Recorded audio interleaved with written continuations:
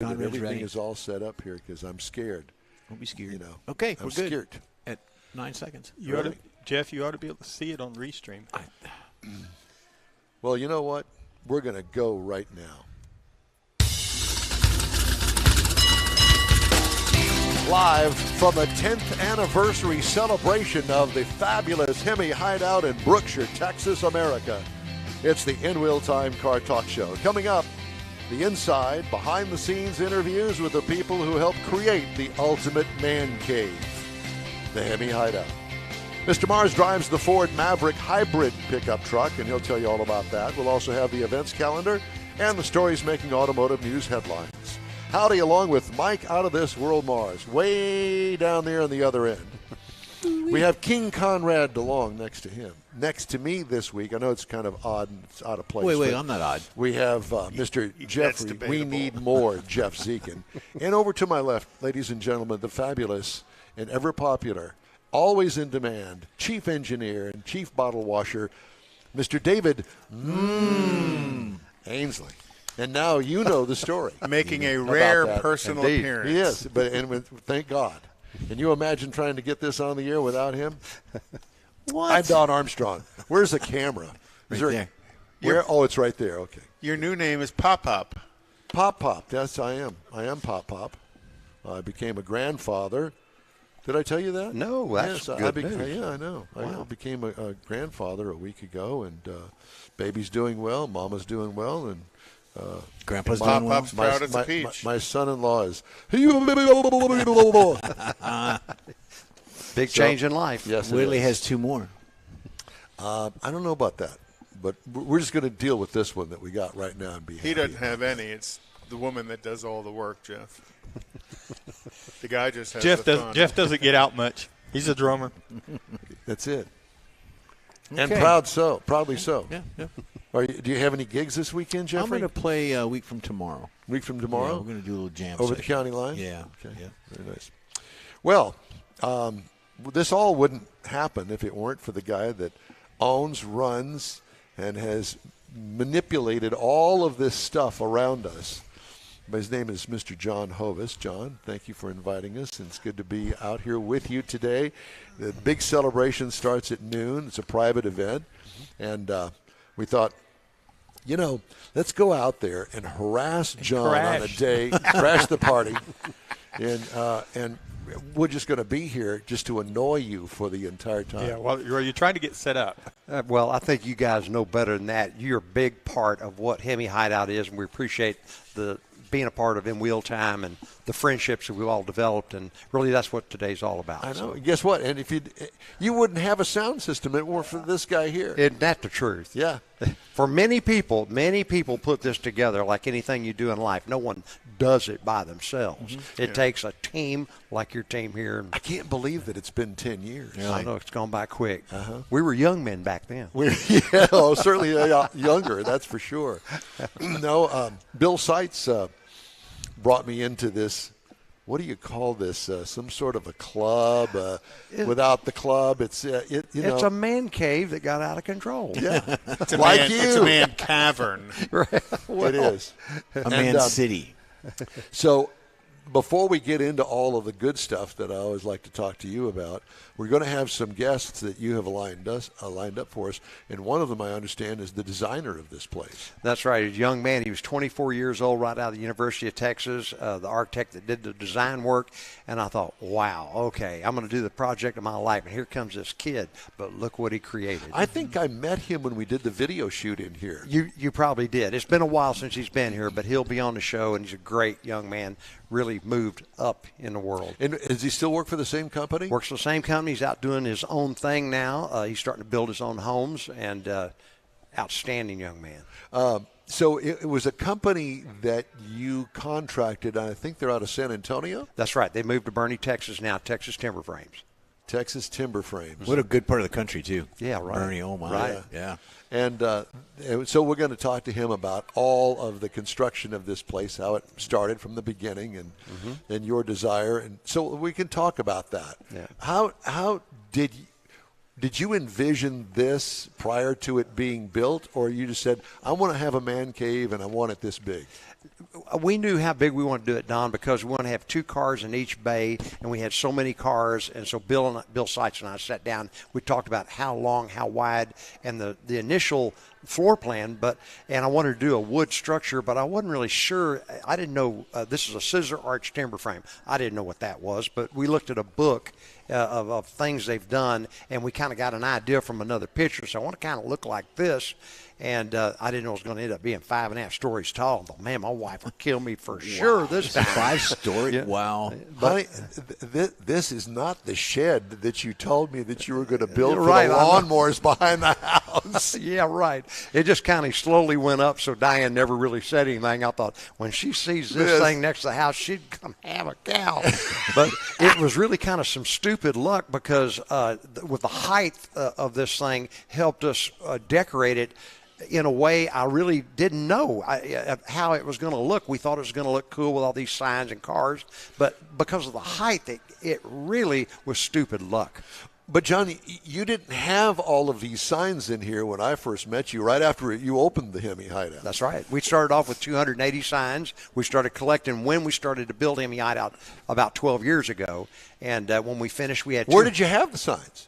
They were in someone else's hands. Oh, they were. So you bought them. And As you said, we're building.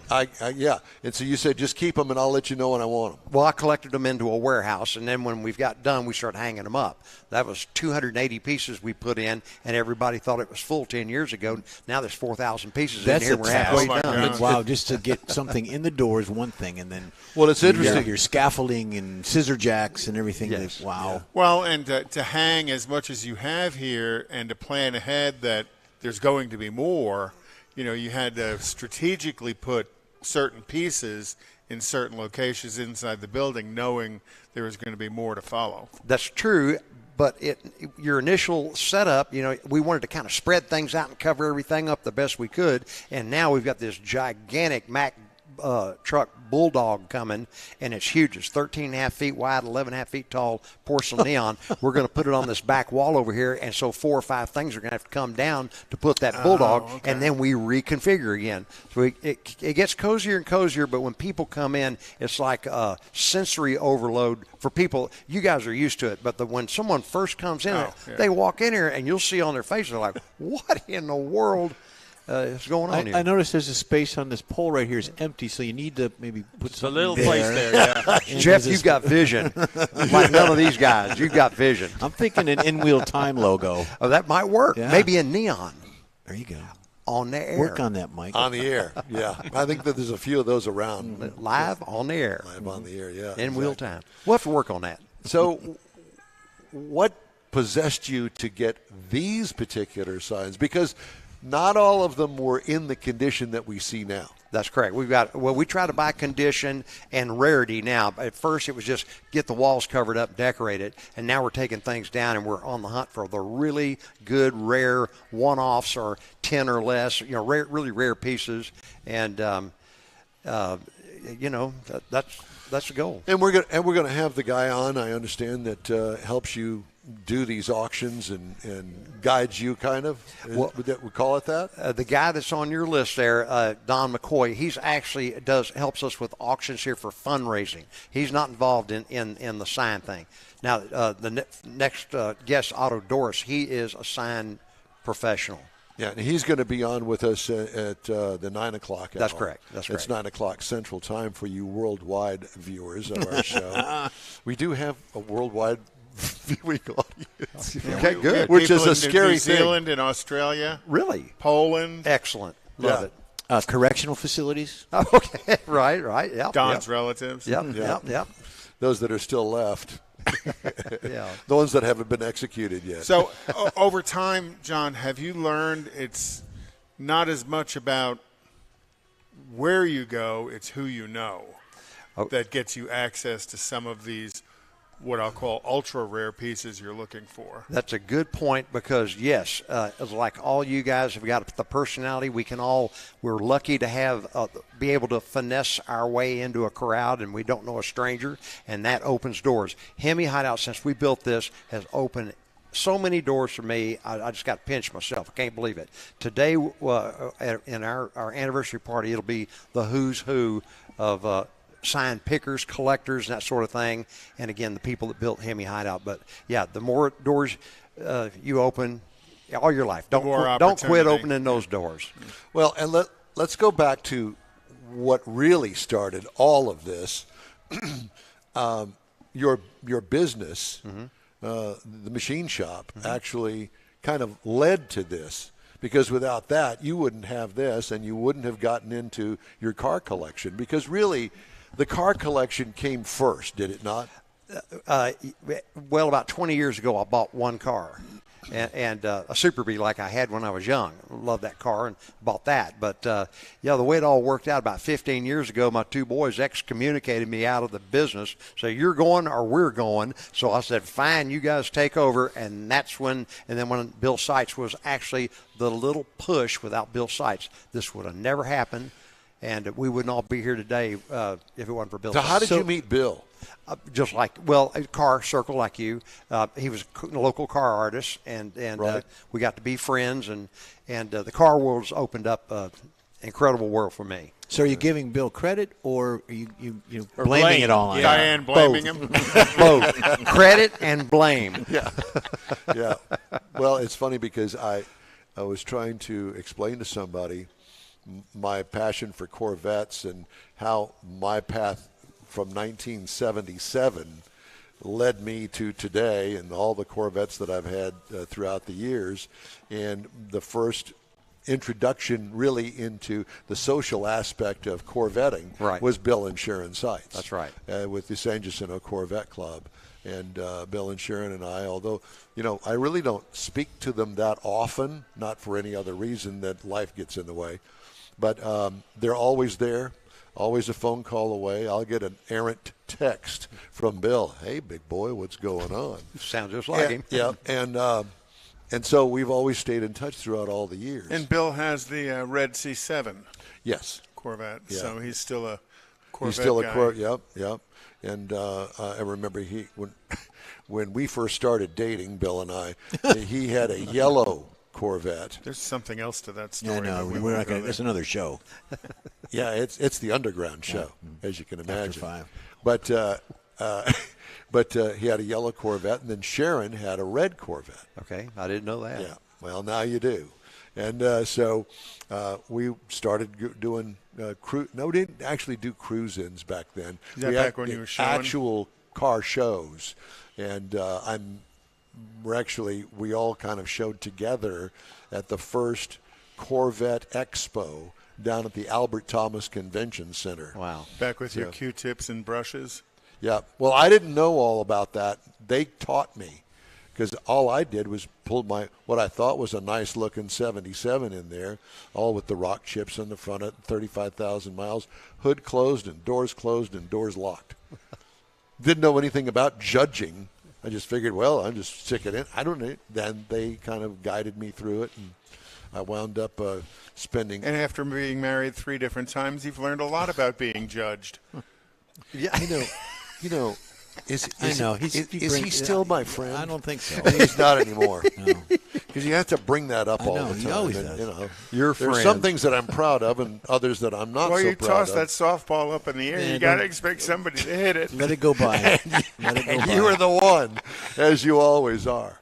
But back to the cars. So you started with the Super Bee.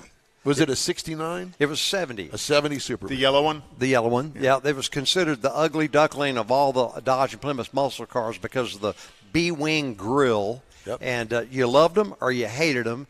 And I fell in love with Super Bee in 1968. I was 16, and I loved that name, I guess. I don't know. I thought it was cool, and I was just hell-bent. I worried my dad to death.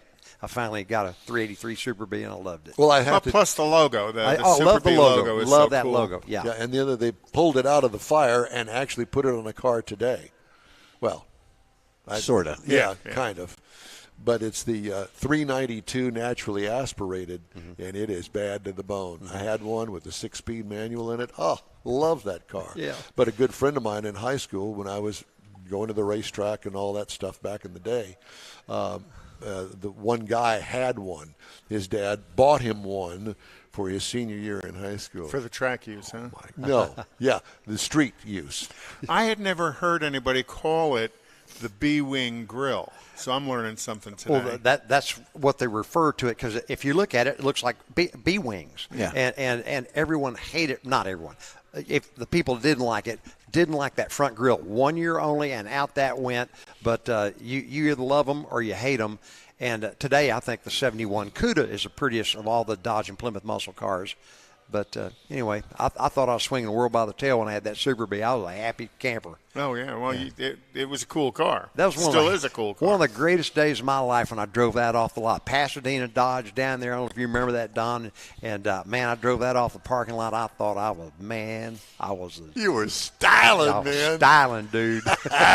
Yeah, I can only imagine. Did it have the 4-speed in it? Nope, automatic. I'd love to have a 4-speed, but that's okay. Yeah. I was happy. And you've had plenty of 4-speeds since Sure. then. Yep. What is your favorite car in here besides that one? Because it means so much. The 71 CUDA behind me, the green one, is my favorite. But I've got 5 favorites. But the green or the 71 CUDA is my favorite car. Yeah. I have a picture of that from a long time ago with Kathy and I in front of it on the wall in my office. Good. That car. Good. I'm glad you got it. That we actually use, you would come out to Tailpipes and Tacos one time, Right. and we parked close together, and that's very prominent in the commercial for Tailpipes and Tacos. Well, we also Is your had CUDA. that. It was our first car at Autorama. That's right. John was kind enough to loan that to us, and boy, all the looks that it got. But it's not stock by any stretch of the imagination. No. It's a tubbed-out car. Yeah. What kind of motors it got in it? It's got a 528 all-aluminum Indy cylinder head engine. It's like 740 horsepower and 5-speed overdrive. It's got all bells and whistles, all resto modded out. But I love that car. It's cool. You don't even have to drive it fast. You just look cool pulling in that thing. You know. Yeah, with the tires that are that right, wide. right. Well, right. It chirps the tires just on the lope of the engine. Yeah, right. Pretty much. Right. Yes, exactly. So what do we got? The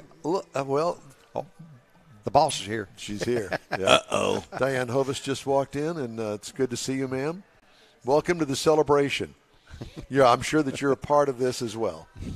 A good part, no doubt. Did you know we were coming? Okay. Did you? Just making sure. Yeah, right. Yeah. So what do the guests have to look forward to today, John? Well, basically, it's a celebration of everybody that made it what it is, including you guys. So no initial agenda, just like-minded people and the people that – the camaraderie. The camaraderie and again, everyone that put this together, like you guys, part of that team too. And a lot of those people that started at the very beginning, yes, and haven't seen what it's progressed to, it's going to be pretty eye-opening for them as well to see. Well, I remember when it was just an empty wood building, and now look at it today. Sure, and we're going to have pickers that have brought things here. This wouldn't be what it was without them. Collectors that have sold us stuff, old-time collectors that sold us stuff. It's going to be full of people like that. So just recognition and just a good reason to have a party, 10th anniversary, and camaraderie. What all about. Well, one guy that comes to my mind that's no longer with us, Scotty. Man, I wish he was here today. Yeah, well, he's here in spirit. Yep. Because what a great guy, friend of yours, and when I found out that he had left us, I thought, John's gonna that's gonna touch John in a way that, yeah, I know that's a tough one. Touching me right now. Yeah. Well, I mean, I had to bring it up because, I mean, he was part of this place. Oh, indeed, he loved it. Years. He absolutely loved this, and really wasn't a car guy until he got involved with us, but. What a great guy. Yeah. A real personality and a fun guy to pick on. He's the most naive 72-year-old I ever knew, and we could feed him all kinds of bull. He'd believe it. Just had a lot of fun with him, pulling his tail, and certainly that guy was a fixture here for sure. Yep. We need a guy like that. Well, apparently I'm it. We got Don. Don's fun to pick on. Yeah, I because was thinking of Mike. Got lots of material to work with. no, there. we I was thinking of you.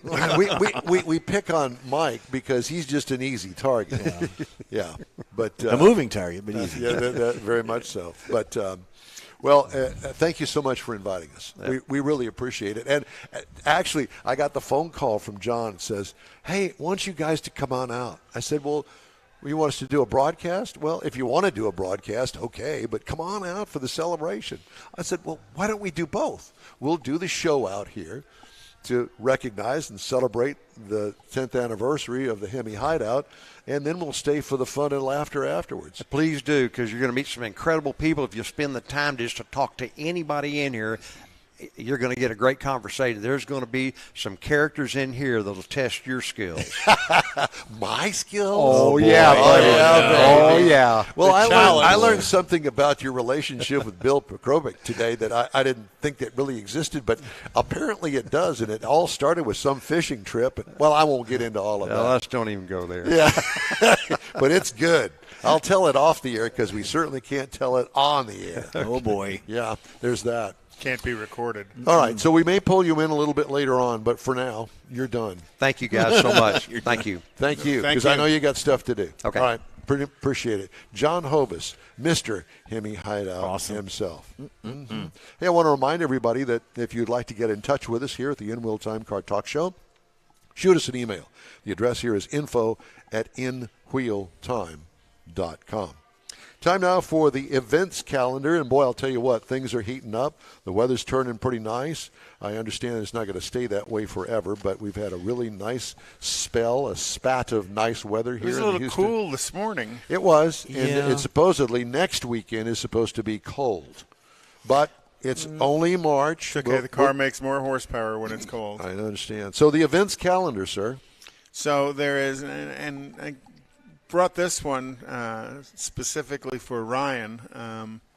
There is an Infinity meet at Brazos Park East, but it's in Waco, Oh, well, that's a nice drive. and that's this afternoon at 4 p.m. Well, if he leaves now, he'd be there in plenty of time.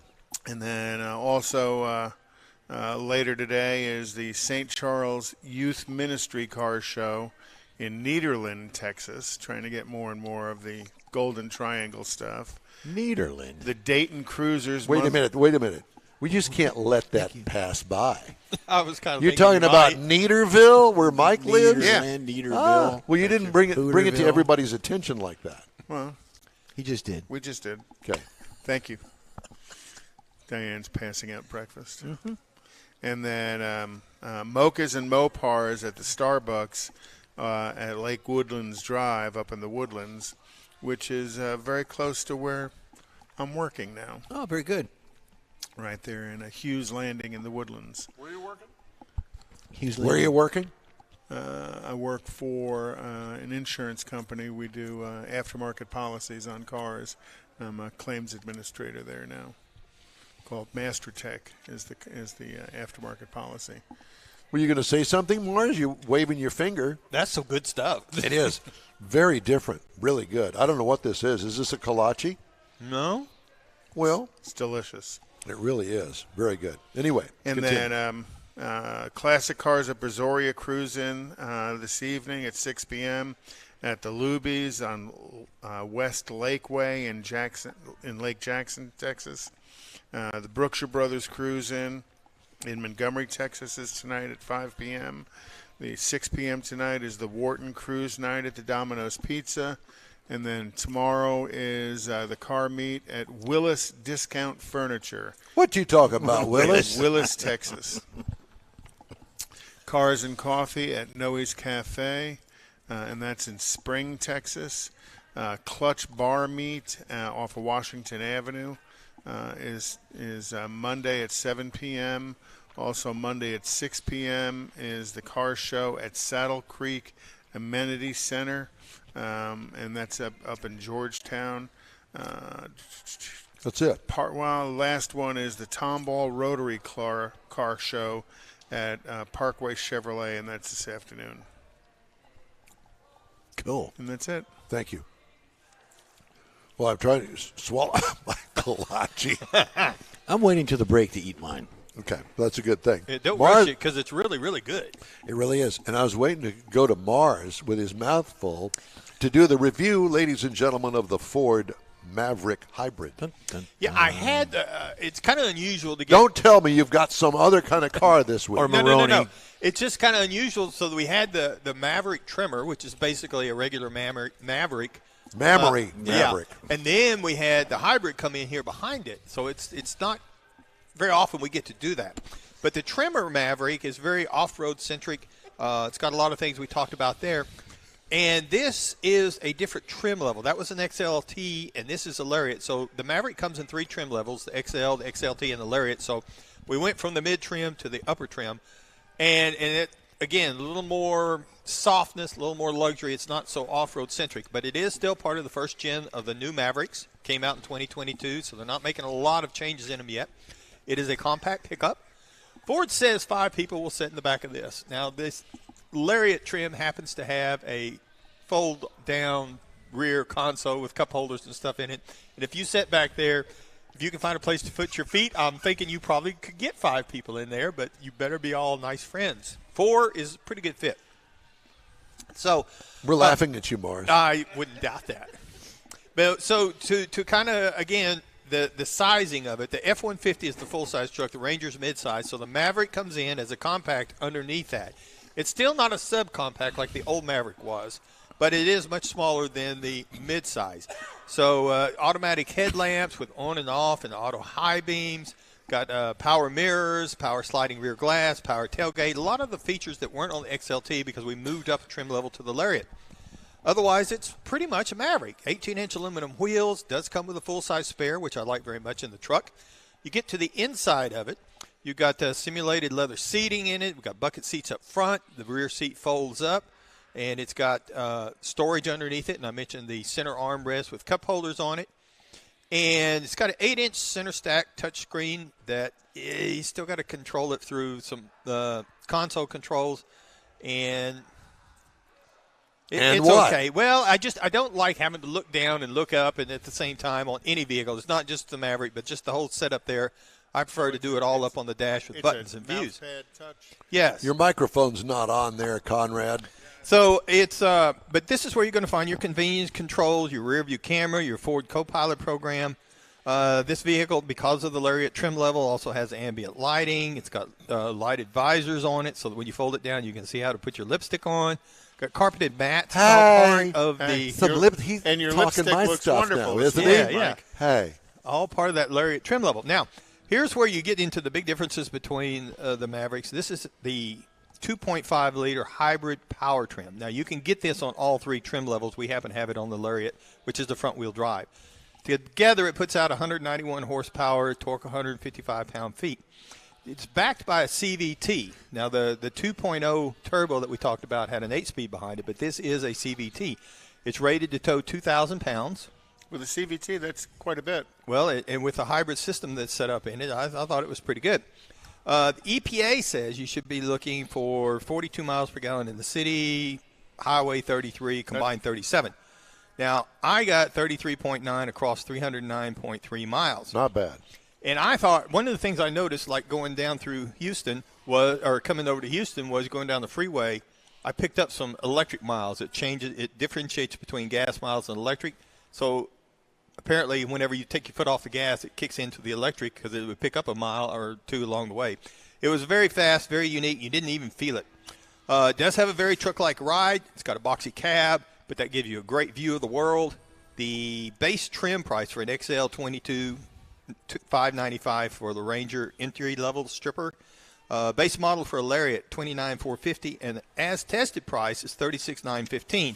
And again, I went out on the Ford website and built this because the Monroney is a pre-production Monroney. So that's actually what a customer would look at on the website. And for those that don't know, a Monroney is the window sticker. Oh, my bad. Yes, the window sticker. Very good. Yeah. And that's my review. Mike Monroney. Yeah, it's my cousin. But that's my review of the 2023 Ford Maverick Lariat Hybrid. And over in Nederland, you're allowed to marry your cousin. Well, that's always the question, you know, if a husband and wife get a divorce, are they still brother and sister? but you never know. You know, I got up at 4 in the morning for and this. now for Judge Judy. The N-Wheel Time Car Talk Show is available 24/7 through the iHeartRadio app. Just look for N-Wheel Time Car Talk, or maybe not. We also video stream on Facebook, YouTube, Twitch, and nwheeltime.com. 30-minute podcasts at your fingertips on over a dozen of the most popular podcast outlets around. The N-Wheel Time Car Talk Show continues right after this quick break. Tailpipes and Tacos, Houston's premier car cruise-in returns Saturday, April 15th to the Lupi Tortilla Tex-Mex in Katy, 8 to 11 a.m. Bring your Hot Rod Classic Resto Mod or any other vehicle you'd like to show and compete for one of 3 highly coveted Chili Pepper trophies.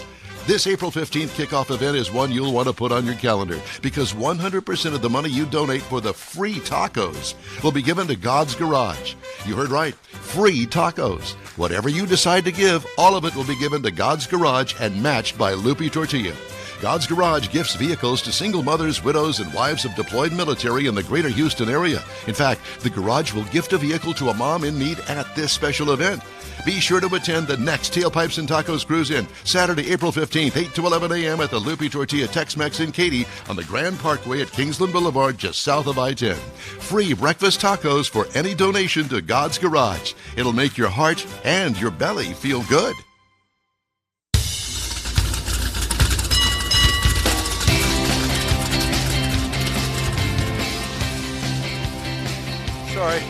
Sorry, I thought that I was just ready to go because somebody handed me a handheld microphone and, oh, you got to turn it on. Well, why do I have to turn it on? Anyway, live from the 10th anniversary celebration of the HEMI Hideout in Brookshire, Texas, USA.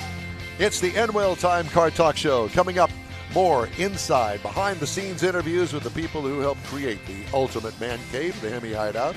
Later, we'll look at the stories making automotive news headlines this week. Howdy. Along with Mike Out of This World Mars, King Conrad DeLong. We need more Jeff Zekin and our chief engineer and bottle washer. Ladies and gentlemen, David Ainsley. I'm Don Armstrong. Glad you could join us. Does it work now? It works. Okay, let me see it. All right. Pop, pop. Pop, pop. All right, so I'm going to turn this off. Okay, do that. Thank Where are you going, Don? Well, I don't know. Apparently, I'm going to walk around. Oh. And I think Mars is going to work Follow the you camera. with the camera? Yeah. So, Oh, boy. As we are on the air, we have a video side to our car show, and you can get that on YouTube. You can get it on Facebook, and you can get it on our website, I believe. Is that correct, Mars? You know, that's a very interesting handheld camera that you have there. I know, he's on a tripod. Yeah.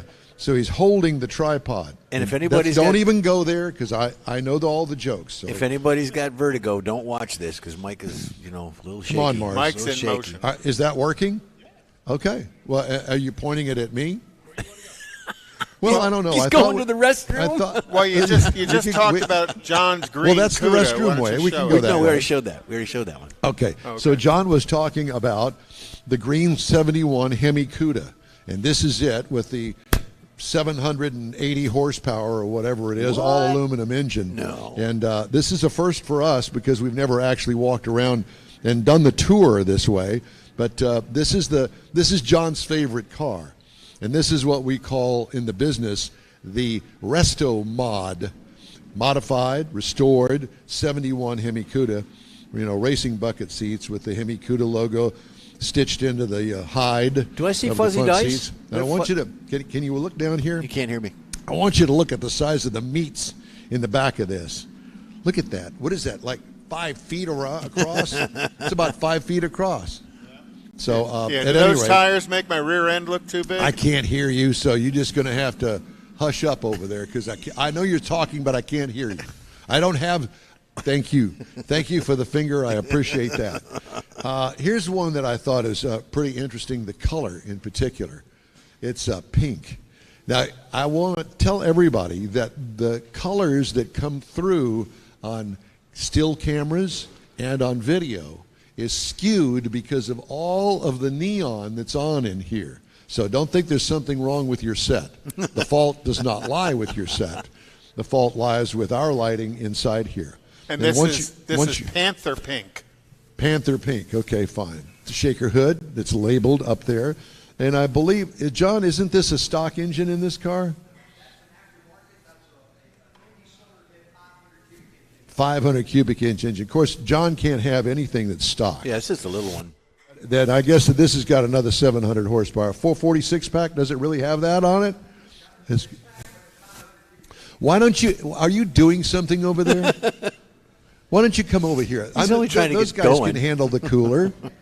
Yeah, because it's a whole lot easier for me to ask you in person. There's beer in the cooler. So now run that by me again, the engine. Okay, so this was born a 446 pack. Only 5 of them were Panther pink with a pink stripe.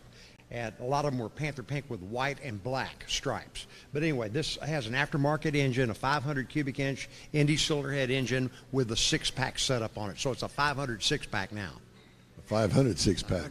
Okay, come on. Now, is this your Super B? Is this the one that was like yours? This one is similar to the one that I had when I was in high school, and my car looked just like this. It was a 383 car that I just loved. This is now 446 pack. It's also been modified. Of course it has. Of course. Is there any car in here that hasn't been modified? Half the cars are numbers match an original drivetrain, and the other half are resto mods. So we're in the resto mod section. Well, kind of. Okay. So, but this is really, looks like it has a fairly stock interior. Yes, this is the way we would come. Actually, it's kind of dressed up. Most Super Bs and Roadrunners had a bench seat, and if it was automatic, it was on the column. So they were stripped down race cars, really a family car with a stripe on it. We thought they were cool. Well, you know, and I've told you this before, the, what is it, the Dart? With the black Dart? The Demon. The Demon. The Demon, yes. That's my favorite car in here. The And I think part of the Duster. reason is because of the fact that it has a bench seat in it. That's true. That's how they almost. And the Houndstooth interior, that was a cheapo version. If you had Naugahyde, virgin Naugahyde, that was an upgrade back then.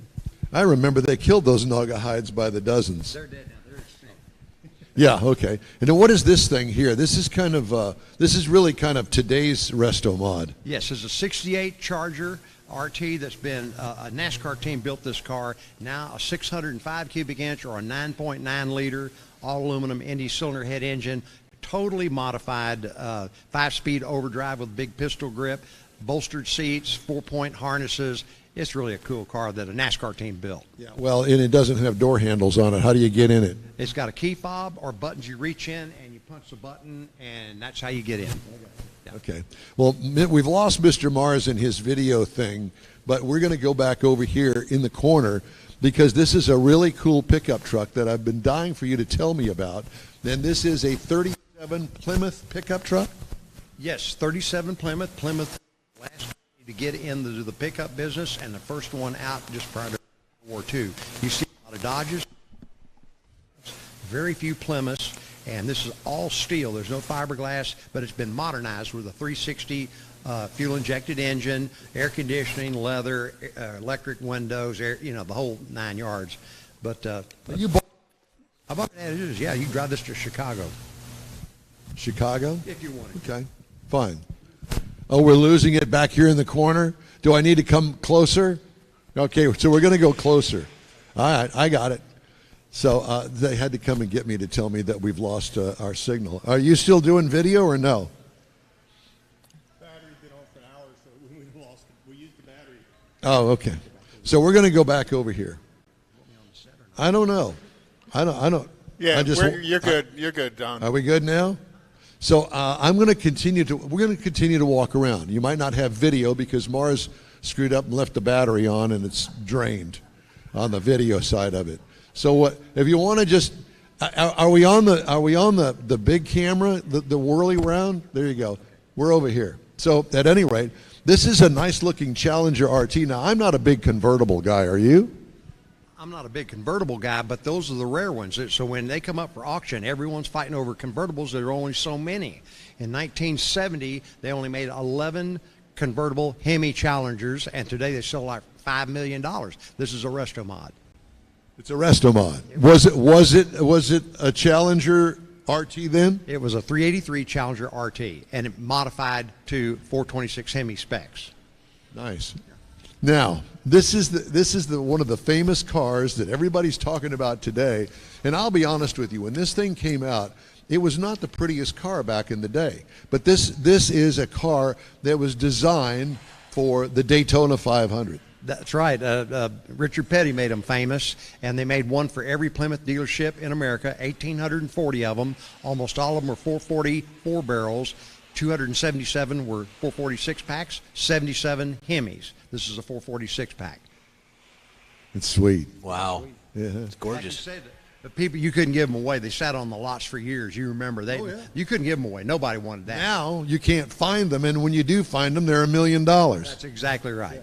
And I didn't realize until in recent years that the spoiler actually was adjustable back here. Yeah, you could adjust this thing, get whatever pitch you wanted, and again, kind of a bizarre-looking car back in the day when we were young. You saw that, and you turned your head for sure. And By the way, and I would be remiss if I didn't point out some of Bill Seitz' artwork. That's true. Okay, so Bill Seitz is a local car artist. Most people in the car world here in Houston know Bill. These are 1968 Car and Driver magazine ads when Roadrunner was Car of the Year. So Bill took the mod look out of the Car and Driver magazine and put my cars in the place of what was a 68 Roadrunner. So the 69 liftoff hood would have never been in those ads. That's very cool.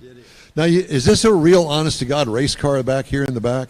This would be the 1965 version of a drag pack. They only made 100 lightweight racers with a 426 Cross Ram, backseat delete, radio delete. The battery was installed in the trunk, and only 100. This is a replica, and it's not the real deal. But it looks like the real deal. It does look like the real deal. And if I remember correctly, I believe that they acid dipped the bodies to make them lighter back in the day, did they not? And they were, yet they did. And they also, the shell or the skin on this car would be aluminum, real thin aluminum, and a lot of aluminum on it. Magnesium cross ram intake manifold, just to make it lighter. Yeah, I do remember that. Another Super B. What's so special about this one? This is one of only 32 Hemi Super Bs made in 1970. Only 32 of them. So they were pretty rare. When I was young, I was always looking for a Hemi Super B. Never saw a single one until we started buying these as collector items. How would I know that? Just what's on the hood? The labeling on the hood, just because it says Hemi, that'd be the only way that I would know that it was a Hemi. That's true, unless somebody took the badging off. A lot of people put the Hemi in there and put 383 on the side. Cheaters. The cheaters. Like me. That's exactly right. All right, so we're going to go back over here, and we're just going to do a wide shot of this. And so tell me about the convertible over here. Okay, the convertible is 1971 Plymouth Barracuda. Again, it looks like Panther Pink. It is the exact same color, but Plymouth called it Moulin Rouge. And hey, I can relate to that. You can indeed. But anyway, a cool color. It was the most unpopular of all the high-impact colors because no guy was going to go buy a pink car when you get red, green, yellow, and blue. Today, when they come up for auction, if they were really born a Panther Pink or Moulin Rouge, people fight over them because there was only so many. And to find one convertible, that's something. This car was born a 318 or a 6-cylinder, but it was a convertible pink car. Somebody put in a 518 cubic inch engine, and it seemed to fit the bill. Somebody put it in there. Somebody put it in. You look good in pink. Yes, so, and this one? 1970 Plymouth Barracuda. It's got a 472 stroker engine in it, 5-speed overdrive. And again, 1970 and 71. Amazing. And in each year, only 11 convertible Hemis were made. These are mock-ups. They're not real. I will tell you that this is probably my favorite because of the front lack of grill. Yeah, they call it the Whaler because of the whale grill in the front. And that's a 446 pack 1970 Charger RT. Those cars were styling back in the day in 1970. Dude, they're still styling today. That's a beautiful car. But, one thing that really stands out with these cars to me is the size of them. And that one in particular, that is a big car. Yeah, my boys, when I started collecting these, said, Dad, these things look like family cars. Well, that's exactly what they are. They would put stripes and RT on there or whatever, and all of a sudden it's cool, but it's just a family car. Well, I can relate. I remember when Dad bought the Buick Skylark, we had a choice of buying the GS or they're just the regular Skylark. Dad says, well, I'm not sure I want to spend the extra $500. Thanks, Dad. Indeed. Yeah. So this is really a cool car over here. This is a what? A 1937 Plymouth Business Coupe, and it's been fully restored. It's got 1952 HEMI engine in it with a 671 blower, and that thing will rock and roll. It's got 9-color chameleon paint, so in natural sunlight, it's everything from red to purple. And here it just looks purple and green. It's very cool. I love the paint job on it, and obviously the way that they've taken away the vented sides so you can see the motor in it. We actually have the sides to it, but we just leave it off. I think it looks cool that way. I do too. Yeah. I do too. Okay, I love this car. I love the way it's displayed, but this is the one that I want to go to, because this is, of all of your cars, people are going to go, this is the one that he likes. Yes, I can't help it. Well, yeah, a Duster, and this is something everybody could afford back in the day. It's got the bench seat, houndstooth interior, and 340. They called it a braille striping because it's got a matte, shiny black paint job with a matte black stripe, and they call it a braille stripe. You couldn't hardly see it unless you looked close, but you could feel it. So they call it a braille stripe. And I love the interior, but I think the thing that really gets me, for me personally, is the bench seat and the 4-speed on the floor. Man, that was getting it back. That was the bomb, man. And this was not an expensive car. Now, everybody could afford this, and this is what a lot of guys started off with, these and the Darts or the Novas or Chevy 2s and all that stuff. It's what kids could afford. So, well, we're going to move over here because, and I'm not trying to disregard this, but time is short. So we're going to move over here because I want everybody to see the fine tractor collection. And you're going to go, wait a minute, this is the HEMI Hideout.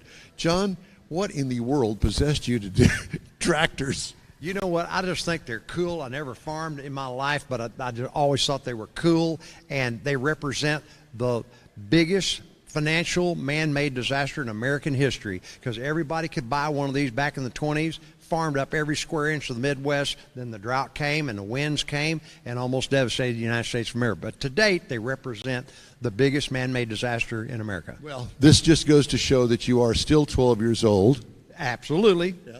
And I will tell you that I have a toy collection, and one of the toys in there is like that Farmall tractor there, obviously on a much smaller scale. Sure.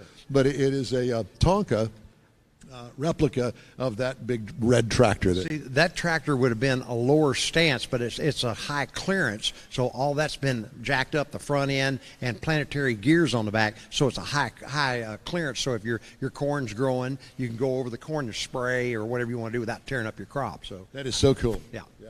And you got some more back there in the back. Oh, yeah. And do you still have the one lunger? I guess is it a generator, or what is that? No, that's a hit and miss engine, and it's in the back. It's a 1901, and those are engines that built America. They would hook that up to a pulley on one side to a jack shaft, and you run 100 sewing machines or a machine shop or whatever, and people work 14, 15 hours a day with all the fumes and the radiator steam and just horrible conditions. But again, represent a day gone by. It's very cool. It is very cool. And of course, all of the really cool stuff with the signs and everything. But there's another item that I have always really loved and appreciated, and that is the story of the wood back behind on this wall and the one behind it. And you tell the story of that. Okay, so my grandparents came to America in the late 1800s, and they built a dry goods store here in Brookshire. And about 40 years ago, Dad and I tore that building down, and this is all the paint and wood from the late 1800s when our family came from Armenia. So you saved, when you tore the building down, you saved the wood and you put it in here. That's right. Pop would be proud to know that was in this building. He'd have me committed and put in an insane asylum for building this, but he'd be proud that that's up there on the wall. I have to tell you that that is one of the coolest things about the HEMI Hideout. Okay, well, we're going to go back and try to continue on the show. We've got some other elements that we need to get in. Very good. Okay, so, all right. And I love the tablecloths, and thank you for buying them from my store. I appreciate that. No, I'm just teasing, but it does fit my personality, don't you think? Mm-hmm. I hope that all this worked out and everybody could see and hear our tour of the HEMI Hideout. Okay, I'm going to turn this off and I'm going to put that back on. Okay. Okay, I'm back. That was fun.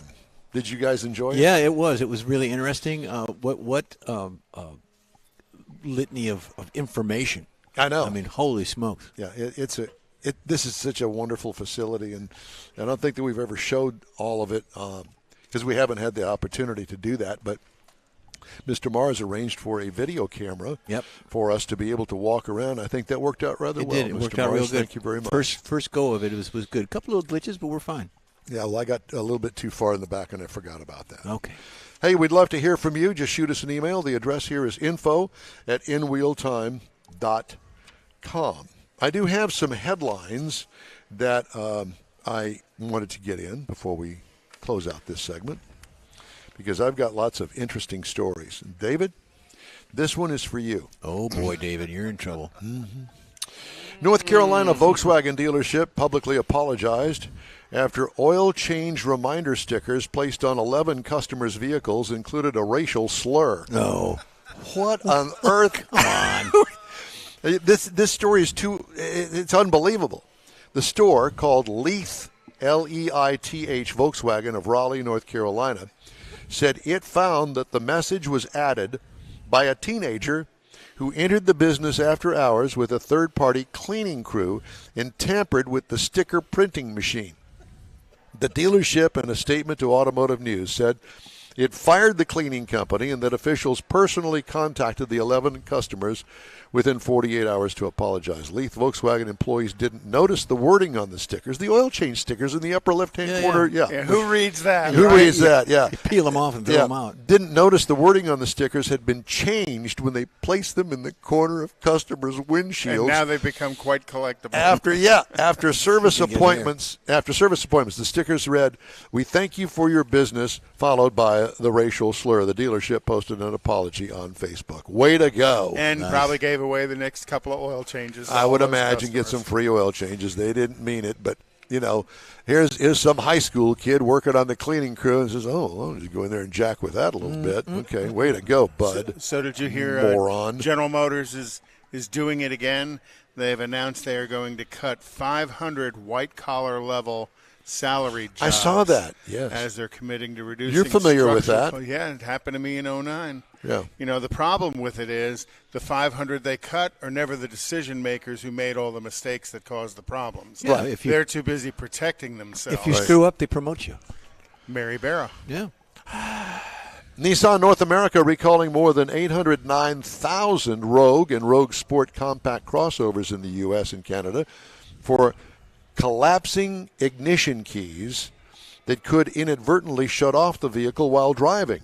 The recall covers 2014 through 2020 Rogue and 2017 through 2022 Rogue Sport vehicles equipped with a jackknife-style ignition key. You put the key and it goes in the fob. It folds away inside the fob. Those keys might collapse into a folding position while driving, increasing the risk of a crash if the vehicle turns off. Nissan is advising vehicle owners do not attach any accessories to the key and to only use it in the unfolded position until a remedy is available. So they don't even know what they're going to do. They're not going to know.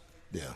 I guess you have to go back to the old-timey key that doesn't fold or do anything else. Another one I think is great. Ford has filed for a patent on a system to try and get people and their cars to drive themselves when they repo them, the car to return back to the Ford place. Take that. Ford applied for a patent on a system designed to try and get people to clear up their late car payments when all else fails. It could lead to the cars with self-driving systems to return to the repo lots. The patent application from Ford Global Technologies was filed with the U.S. Trademark and Patent Office. Wow. Well, so that record business that you thought about going into, Mars, the repo records, forget that. They're going to drive. The cars are going to drive themselves back to your lot. I think that's hilarious. I do too. What I'm thinking is we get a couple of hackers and we go in and when it says come back to the lot, send it back to a different lot so that we can put it on a ship and sell it out. Never touch it. Never touch it. Don't touch it. 2 seconds. What instead of happened 60. to it? What happened to it? Oh, I'm sorry. It sailed on a forgot- different ship. Yeah, I forgot it's to in, make my payment, and they sold it in Brazil. Sold itself in Brazil. Went through the car auction on its own. Way to go. Some recalls. Jeep Compass for 2022, improperly illuminated instrument panel. What does that mean? Is it green or blue or It's a red or compliance recall. rear view image may not display on the Ram 1500 for 21 to 23 models and the 2500 for 23. Didn't Meatloaf have a song about love by the dashboard lights or something? That's something like that. Yeah. Meatloaf. Yeah. Passenger airbag may deploy improperly on the Ford F-150 for That'll scare you to 2023. death. Yeah. Pow. Uh-oh. Yep. Like Little getting something hit there.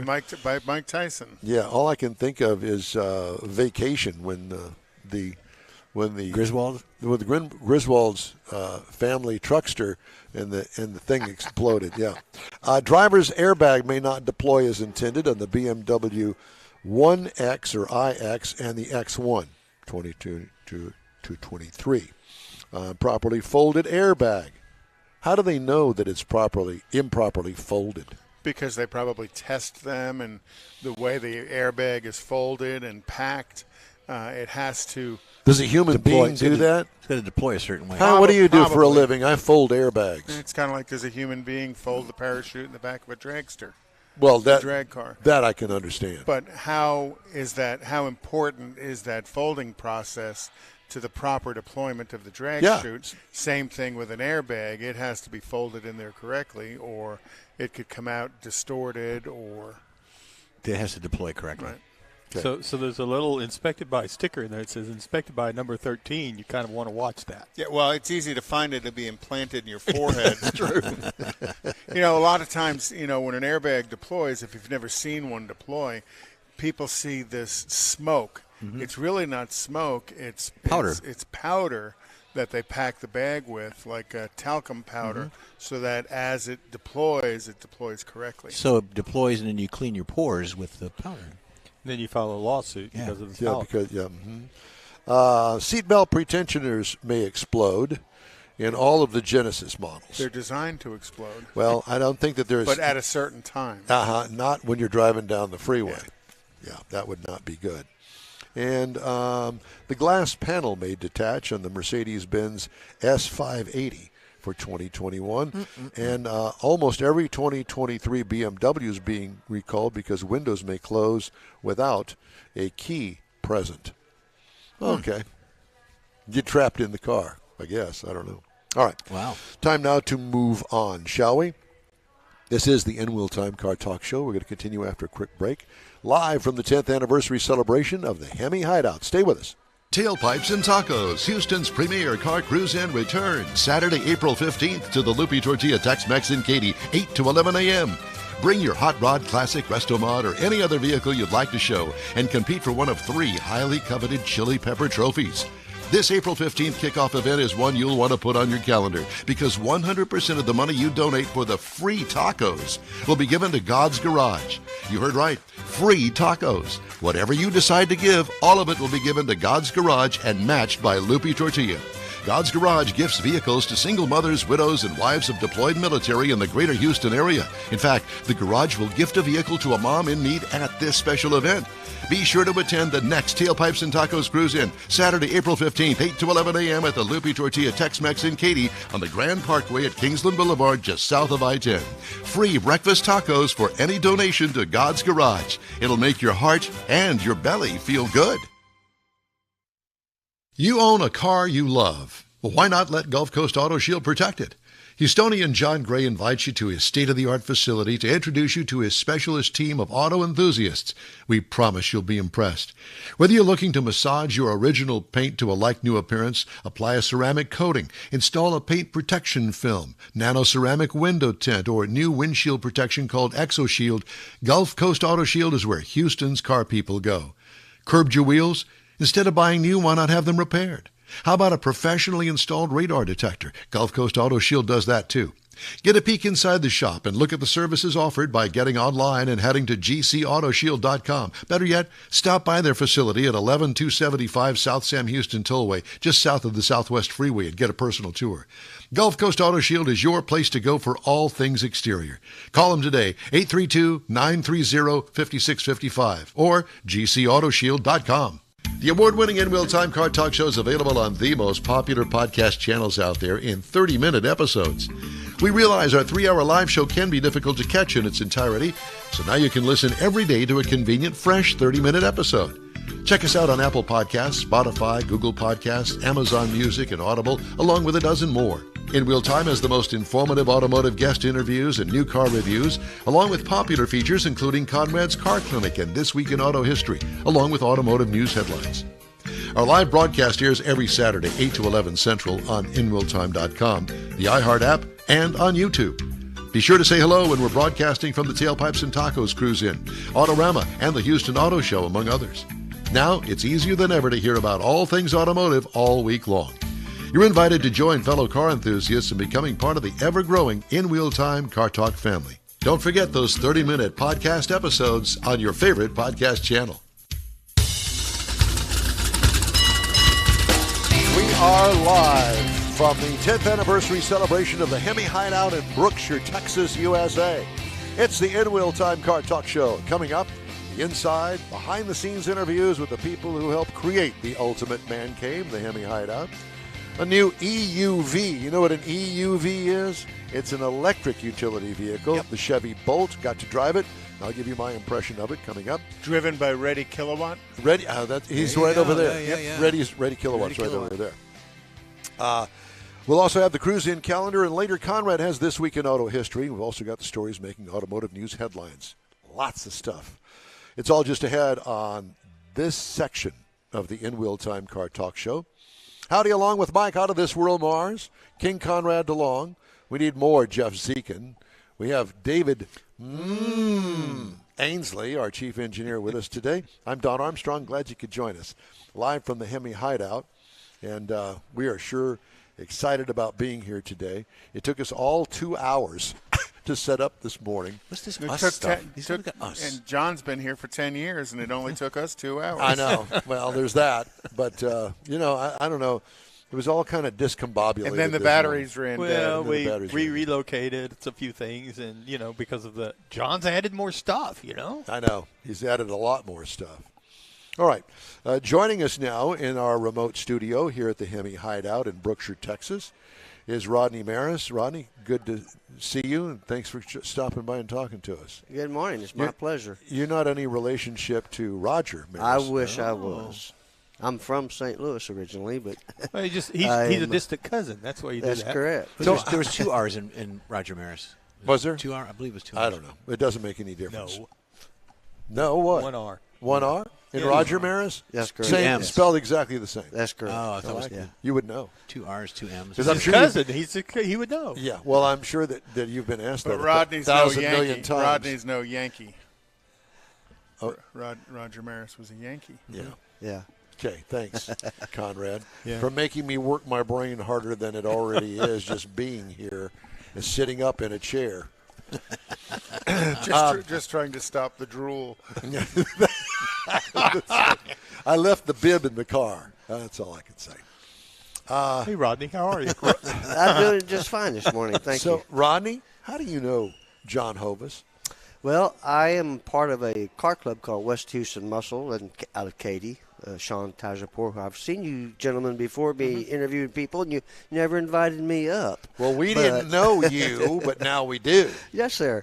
I met John through some car shows out here in Brookshire at the local high school. I drove my 55 out here before. Met John through there. He would invite all his buddies to drive his cars over there. Oh, yeah. This before the Hideout got built. Oh, so you've yeah. known John for a while. I have known John for a while. That's how I met him. Yeah. And I'm honored to be here today with you gentlemen in this beautiful building. I Of know, course, it truly is, yeah. every So- time I come here, I see something new. We all do. I think every time you come here, John's put something new up, and That's he's got a correct. garage full of new stuff, I think, headed this way. Well, He not only does. that, but I think that John told me before we all got here this morning that now it's gotten to the point where he is actually selling some of the stuff to make room for the more exclusive, more elite, Rare stuff. Eclectic. eclectic stuff. Well, it's good to meet you. Nice to meet you. West Houston Bustle. Do you guys ever go to the Tailpipes and Tacos? Oh, yes, sir. I live right around the corner, so my 55's been over there numerous times. Very good. I think the last time you guys were there and I was there, you had Shirley Cha-Cha Downey was there that day. That We want to invite you back April 15th. They're doing a special on the Tri-5 Chevys. I'll be there. So, and all the proceeds there are going to God's Garage. Great. Yeah, free tacos and any donation whatever it is that you want to make goes to God's Garage. And we'll tell you more about that later. But let's talk about your 55. Okay, I bought it in 2008 from a gentleman named Willie Moore, morerods.com, out of Rocheron. Okay. I was looking for a hot rod. I thought I wanted a Vega. Went to Willie's garage, and he I had, hope a Resto Mod Vega. Yeah, Uh-huh. Pro Street Vega is what I was okay. looking for. Yep. But I walked in his garage. He had 555 Chevrolets in his garage. Were they all for sale? All of them for sale. Wow. Yeah. And you picked out the red I one. picked out the red one. Well, at the time, it was black primer. Ah. It has a steel hood, fiberglass fenders that flips up. Tilt It's front a end. Pro Street car. It was a drag car out of Michigan. He bought it out of Michigan and brought it down here and tore some of the roll cage out of it. When I brought it home, it had he painted. He said, "What color you want it?" And I said, "Red." He painted it red. It was probably the fourth car he ever painted. A real bad orange peel. But I managed to buff most of it out. Yeah. And what It kind had of motors you got? It had a 327 in it at the time with a Ford 9-inch and a Hurst 4-speed. I've since replaced that with a 383 stroker with a tunnel ram and two Holly 450s. Got a Crane Mother Thumper cam in it. Oh, boy. Fender well headers. It's just a hot rod. Yeah. Cool looking car. Yeah, no power, nothing. Yeah. No power AC, no only power power's in the steering, no engine. power brakes. Still running the Hurst 4-speed, yes, sir. And what about gas mileage and RPMs going down the freeway at 70 miles an hour? About 60 mile an hour is a good cruising speed for it. Drove it out here one time and drove it out to that car show out in Royal High School, I think is the name of the high school. The rear window blew out on me going down I-10. That was fun. Yeah, exactly. Willie Moore had one in his garage. Went back there and picked one up. Very nice. Yeah. Do we know Willie Moore? If we don't, why not? Yeah, you need to meet Willie Moore. Willie buys and sells cars, and he's got a Hot rod cars. hot rod cars, a lot of 40-mile cars, a lot like this purple thing over here. Yep. Yeah, a lot of those kind of year cars. He buys them, resells them. So he's a hot rodder at heart. He's a hot rodder at heart. I don't think he's ever owned one himself. He'll have 5 or 6 in his garage and flipping them. flipping them. Yeah. He's out of Rocheron. I'll give you his. Yeah, Addresses. please do. Well, Yeah. because Rocheron's right down the street from Sugarland, where I live. So Yeah. that's interesting to know. He actually was on was that show out of Dallas with the garage. Richard Gas Yeah. Monkey Yeah, Gas Garage. Monkey. He bought one of his cars at some TV show he was on and took it home and sold it. Yeah. Interesting. He's an interesting fella. Yeah. Yeah. What is your favorite car in here? My favorite car is probably that purple one. Really? Yeah. 40? I love a blower motor. That's what I would like to have in my car, but I'm overspending money on it. I've got about No I've such got about thing. $30,000 in it, and I paid about $18,000 when I bought it from Willie. When I got it home, it had no interior to speak of. Really, it still had the big old steering wheel, no door panels, no headliner, no carpeting. Did So it run? You finished It it did out run since. with a 327 in it, but it was just bare car. It was an old drag car. Yeah. And so I spent most of my money putting in the interior, had the seats reupholstered, the headliner. Then eventually I put the new motor in it. I've had the transmission rebuilt twice. I'm ripping it and going in that thing. It's got the widest tire you could buy from Jegs on that butt end and the 4-inch tires on the front. Skinnies and And he drives it fatties. down I-10. Yeah. Absolutely. It's like driving the Flintstone mobile almost. It just kind of beats you to death at 60 mile an hour. You go down the road like this. Yep. Oh, Got yeah. a little B steering wheel in it now. I put a new steering column in it.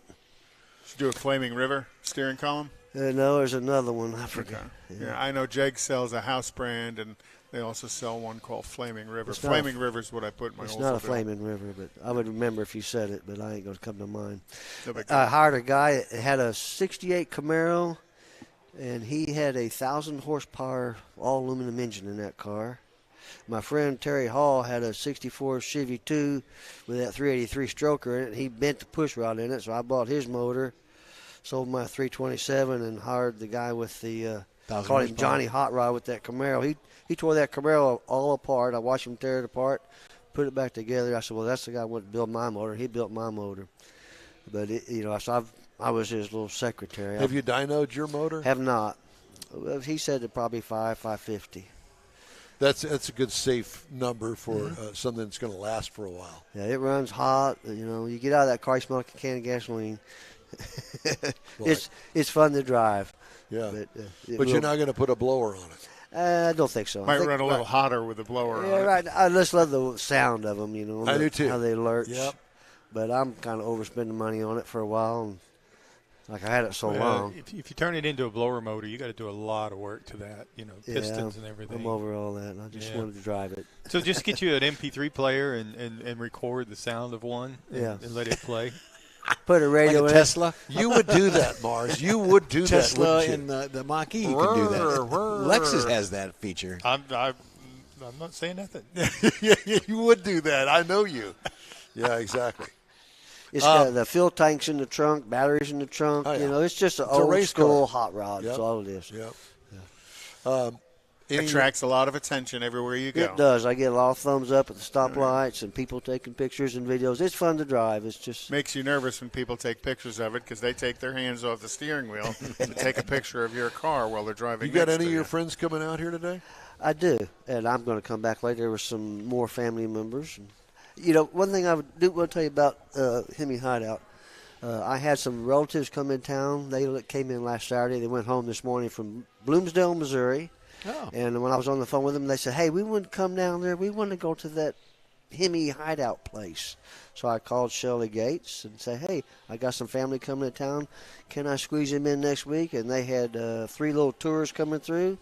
She goes, sure, you got Monday, Tuesday, Wednesday from 12 to 2. And So they got to come out and see it. yeah, I've brought some vendors. I'm a purchasing agent where I work at. I brought some vendors from car guys from out of Pennsylvania here, a car guy out of What do you do for a living? I work for a steel fabricator. We Okay. build sectional barges here in Houston. Yeah.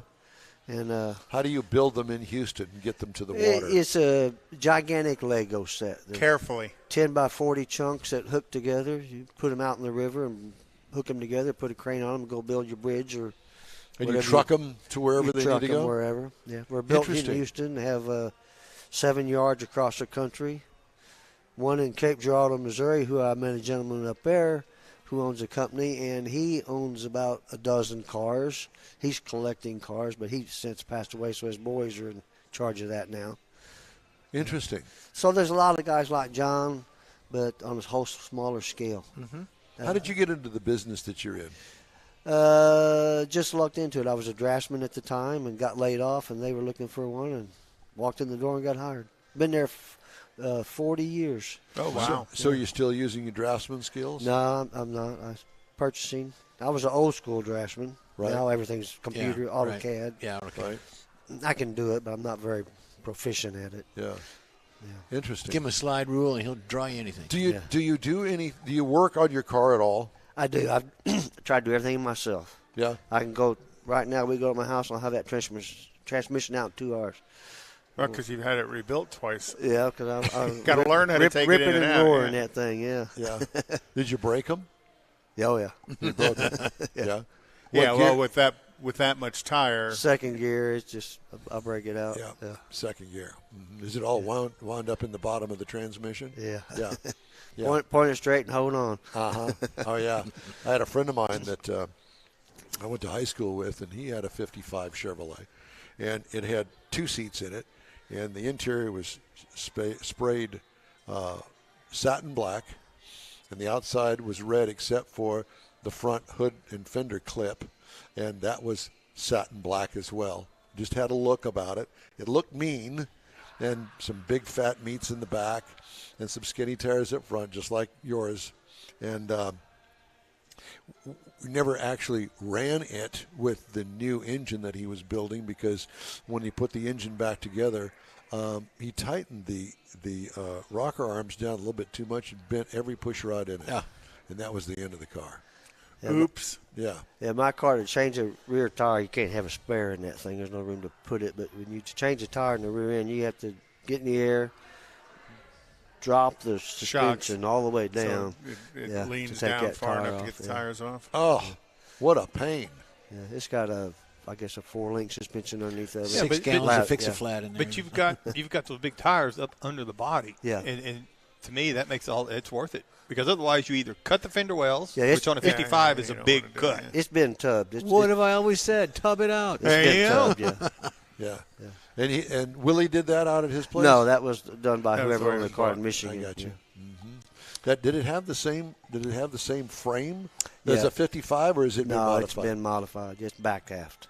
Gotcha. It's an official old drag car is all it is. Yeah. Yeah. Interesting. Very cool. Then you go to the store to buy a brake pad or something for it. What year car is it? They want to know what year. Yeah, it well, ain't none gonna of that go- it's not works. in that machine you got there, fella. Yeah. Unfortunately, I don't know what. It's got disc on the front. Drums But you in don't the know back. what kind in the front. I do not. Yeah. It's You'd got- have to take a pad and say, let's see if we can find something that No, looks that like this. that doesn't work at AutoZone. No. No. AutoZone. That doesn't work at AutoZone. No. Or any of those other box stores. Well, you had talked about how your friends from Missouri wanted to come out here. Yeah. And one of the things I've always said about this is an automotive bucket place to visit. If you're into cars, this is a place you want to. Well, not only cars, but the neon, the signage, the memorabilia.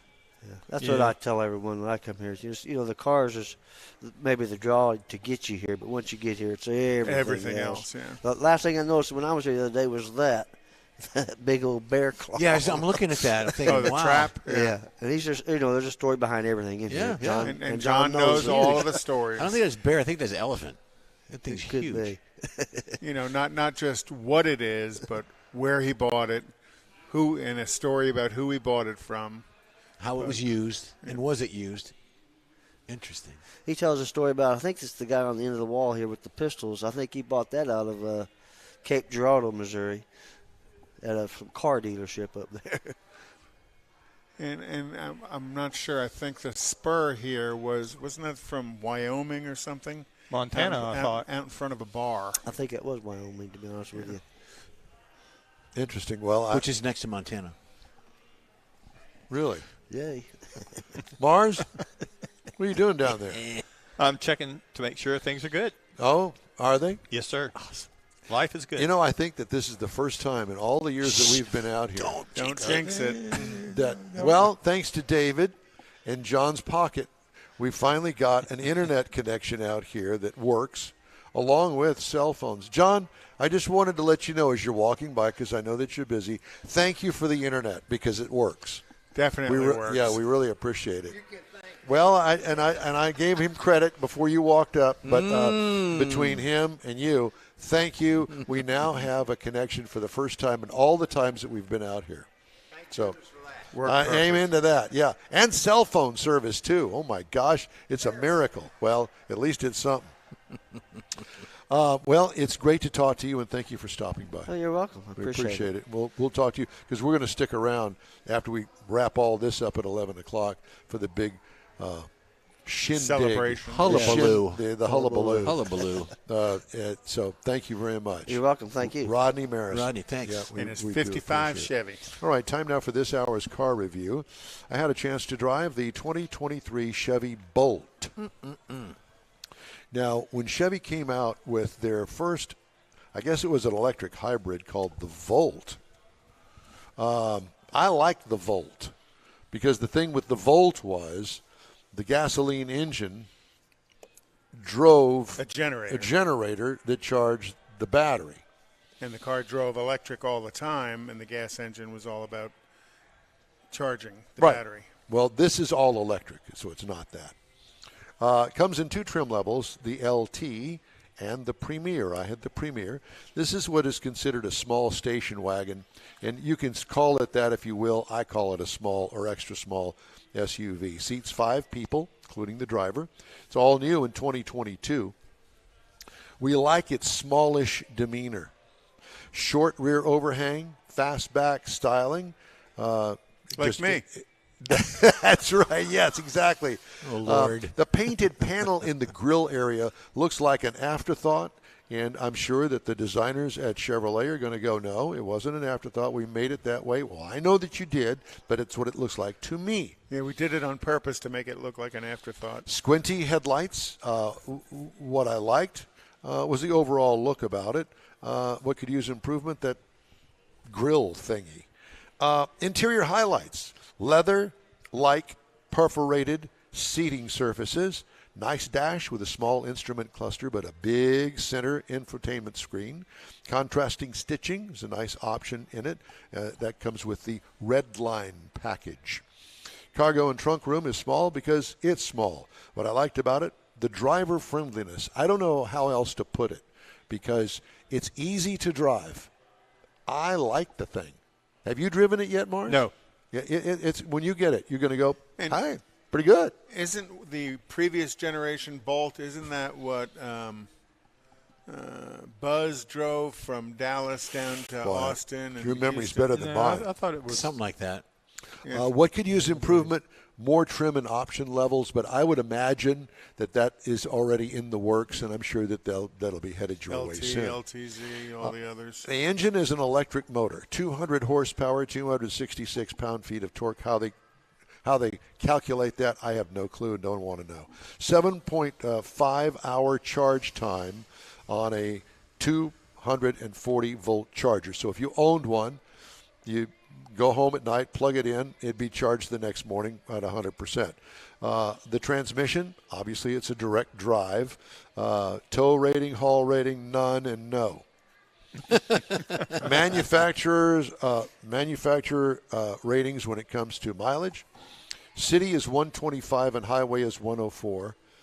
Combined 115 miles per, I guess, charge. No, that's not right. Miles per gallon. I don't remember how.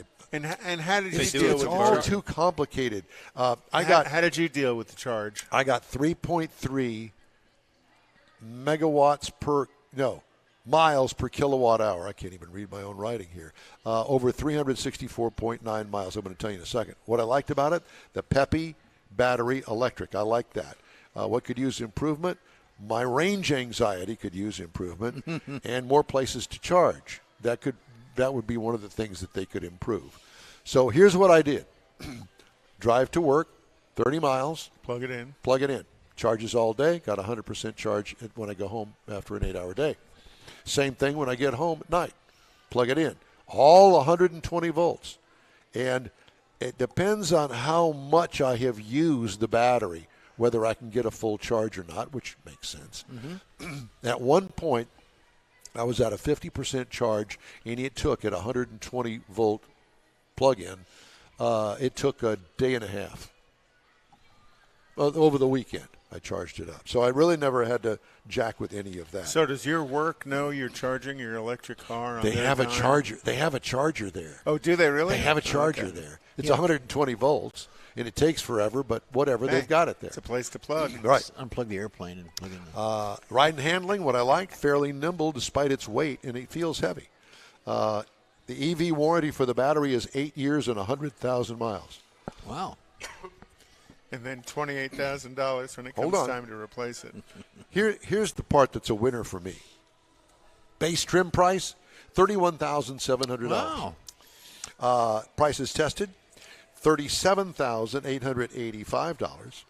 The base model price, just a stripper model, if they want to call it that, $27,800. Wow. And that fits under the government threshold for the $7,500 tax Bingo, credit. that's right. So there's Under the So threshold. so at $27,800, you're going to net $20,000. and I think that the rating on it is 275 miles on a full charge. It's not bad. And as they add options and content, that rating probably shrinks a little bit. And your speeds and how long you sit in traffic, all that driver stuff. things. Yeah. This is a great local car. If you go back and forth to work and you go to the grocery store and you go to, Ross Dress for Less that you hang out in. Well, it's a little further than your work, though. You run about 30 miles one way? 30 miles one way. Yeah. You would be able to make it over here on a single charge from Meterville. But you wouldn't probably be able to Can you make it back to go No, spend the night at your place? you'd have to do a DC charge Find on one, it yeah. and down at the Whole Foods if it works. Yeah. That's the other problem. Probably catch the one over at Walmart. Whatever. Yeah. Mike has become a people of Walmart. So competitors, Kia Niro, $39,550. Hyundai Kona for $33,550. And as time goes by and more vehicles compete with it, I'm sure that all those prices are going to be probably within $1,000 or $2,000 of each other. Very competitive. The original generation Bolt, they had only sold on the West Coast and the East Coast and didn't sell it through flyover country. Now that EVs are becoming much more acceptable throughout the country, so now the Bolt is available here in Texas. Yeah. So, you got a small starter family and you want to do the electric thing, well, this would be something you definitely Kids want around to town. Or that if could be you're something good. retired, That and too.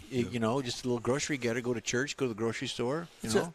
Yeah. Or you keep the Bolt because the Jaguar's in the shop. could be. Yes, let's it's mention fair. what Yeah. you are. Hey, You Zach. are really pushing your luck today, buddy. Let's pick that Boy, scale. I So when know. Leslie walks in the door, bring that up. Yeah. That'll go over Oh, real boy. well. Thanks. How you Yeah. getting home? We'll bring that up later. Yeah, exactly. You mentioned the Volt, as a precursor to this. I was on one of the press drives in Austin. Of the Volt? The very first one. And I'm sure this would be similar. It quit. We pulled up to the stop sign and got ready to go. And it would wouldn't go. So we called. Nice They press called support. And instead of guys getting out with tool bags, they get out with laptops. And, I'm sure it'd be the same thing on the Bolt. They start plugging in laptops. 3 different laptops start checking to see where the problem was. And it's going to change that experience. The Bolt, all of them are going to change too. It's going to be interesting to see when that record pulls up. He's either going to tow it to somebody or somebody's going to show up with a laptop. They found out it was the loose nut behind the wheel. It will not be a wrecker. It'll be somebody driving a gasoline-motored Geek vehicle, Squad. the Geek Squad or something like that. Yeah, something like that, yeah. And Buzz gets out of the car. Yeah. In his red top hat. And with a hateful scowl on his face. There you go. Well, All right. but you look at even the Teslas, some of the updates Tesla can do to a consumer's car while it's sitting in their garage. AI. So some of these recalls and stuff, they can just call into the car. And if you and put perform that the with recall. Ford, if they can figure out how to get the car door open, then they can have your car leave Repoed in the middle of back. the night. There you go. And drive off to the impound lot or the While it's wherever. on fire. The Philadelphia Parking Authority or the Detroit Parking Authority with Ponytail. Ponytail. And don't even go there. His name's Eugene, yes, isn't it? His I real don't- name's Eugene? I don't know what his real name is, but Is that somebody that's on Parking Wars? Yes. Ponytail? Ponytail. I think his name is Eugene or Eugenius or something. Well, I don't know, but I'll tell you what, I sure like that show. And if you want to get out of Xfinity, do the Roku thing. Boom, there it is. I said You're a it. happy camper. Oh, my gosh, yes. Why didn't I do that years earlier? Well, And we're how about much to. did it save you? Let's see. The Xfinity bill was $262 a month. Now that I've got 80 meg, and I'm sorry, after a 1 gig upgrade on my internet is $80 a month. So for under $100 now, I get more channels than I ever had before. We need to get Roku to advertise on the show. Well, I think you should. You're a fan. I want to remind everybody that the In Wheel Time Car Talk Show is available 24 hours a day, 7 days a week through the iHeartRadio app. Just look for In Wheel Time Car Talk. We also video stream on Facebook, YouTube, and InWheelTime.com. Podcasts at your fingertips. The In Wheel Time Car Talk Show continues right after this quick break. Tailpipes and Tacos, Houston's premier car cruise in returns Saturday, April 15th to the Lupe Tortilla Tex-Mex in Katy, 8 to 11 a.m. Bring your hot rod, classic, resto mod, or any other vehicle you'd like to show and compete for one of 3 highly coveted chili pepper trophies. This April 15th kickoff event is one you'll want to put on your calendar because 100% of the money you donate for the free tacos will be given to God's Garage. You heard right, free tacos. Whatever you decide to give, all of it will be given to God's Garage and matched by Lupi Tortilla. God's Garage gifts vehicles to single mothers, widows, and wives of deployed military in the greater Houston area. In fact, the Garage will gift a vehicle to a mom in need at this special event. Be sure to attend the next Tailpipes and Tacos Cruise In, Saturday, April 15th, 8 to 11 a.m. at the Lupi Tortilla Tex-Mex in Katy on the Grand Parkway at Kingsland Boulevard, just south of I-10. Free breakfast tacos for any donation to God's Garage. It'll make your heart and your belly feel good. You own a car you love. Well, why not let Gulf Coast Auto Shield protect it? Houstonian John Gray invites you to his state-of-the-art facility to introduce you to his specialist team of auto enthusiasts. We promise you'll be impressed. Whether you're looking to massage your original paint to a like-new appearance, apply a ceramic coating, install a paint protection film, nano-ceramic window tint, or new windshield protection called ExoShield, Gulf Coast Auto Shield is where Houston's car people go. Curbed your wheels? Instead of buying new, why not have them repaired? How about a professionally installed radar detector? Gulf Coast Auto Shield does that too. Get a peek inside the shop and look at the services offered by getting online and heading to gcautoshield.com. Better yet, stop by their facility at 11275 South Sam Houston Tollway, just south of the Southwest Freeway, and get a personal tour. Gulf Coast Auto Shield is your place to go for all things exterior. Call them today, 832-930-5655 or gcautoshield.com. The award-winning In-Wheel Time Car Talk Show is available on the most popular podcast channels out there in 30-minute episodes. We realize our 3-hour live show can be difficult to catch in its entirety, so now you can listen every day to a convenient, fresh 30-minute episode. Check us out on Apple Podcasts, Spotify, Google Podcasts, Amazon Music, and Audible, along with a dozen more. In Wheel Time has the most informative automotive guest interviews and new car reviews, along with popular features including Conrad's Car Clinic and This Week in Auto History, along with automotive news headlines. Our live broadcast airs every Saturday, 8 to 11 Central on InWheelTime.com, the iHeart app, and on YouTube. Be sure to say hello when we're broadcasting from the Tailpipes and Tacos Cruise In, Autorama, and the Houston Auto Show, among others. Now, it's easier than ever to hear about all things automotive all week long. You're invited to join fellow car enthusiasts in becoming part of the ever-growing In-Wheel Time Car Talk family. Don't forget those 30-minute podcast episodes on your favorite podcast channel. Live from the 10th anniversary celebration of the HEMI Hideout in Brookshire, Texas. It's the In-Wheel Time Car Talk Show. Coming up, the inside, behind-the-scenes people who helped create the ultimate man cave here at the HEMI Hideout. Conrad has This Week in Auto History, and we'll get you caught up on the stories making car news this week. Howdy, along with Mike Out of This World Mars, King Conrad DeLong. We always need more Jeff Zekin, and our fabulous, seldom seen, but often heard of, David Ainsley, our chief engineer. I'm Don Armstrong. Glad you could join us on this Saturday for our live program. By the way, if you're listening on a podcast during the week, be sure and tune in for our live broadcast every Saturday, from 8 a.m. until 11 a.m. Central Time. I don't even know where I came up with 10. I don't either. And go ahead and subscribe, too, because if you don't subscribe, you won't know. Subscribe to what? The show. YouTube channel or Facebook page. Well, you would know about that. You're in charge of that. Yeah. Well, you got to subscribe to know about that. So okay, we'll subscribe. We'll send you and notices like when and this love. happening. And if you're on iHeart for our live or if you go to iHeart and pick up our podcast on iHeart Radio podcast, and subscribe there, it will send you a notice every time there's a new episode goes up. Bada bing, really? bada boom, yeah. And you post those every day Yes. outside of the live show Yes. because the live show's a live show. Yep. So Sunday through Friday, Yes, sir. which is an odd duck, but Saturday is our show. So Works he out breaks that way. the 3-hour show into 6 half-hour segments. Yeah, Yeah. And then there's the SS Minnow. They had a 3-hour tour. that's right. A 3-hour tour. There you go. Sorry, Otto, we've lost. Yeah.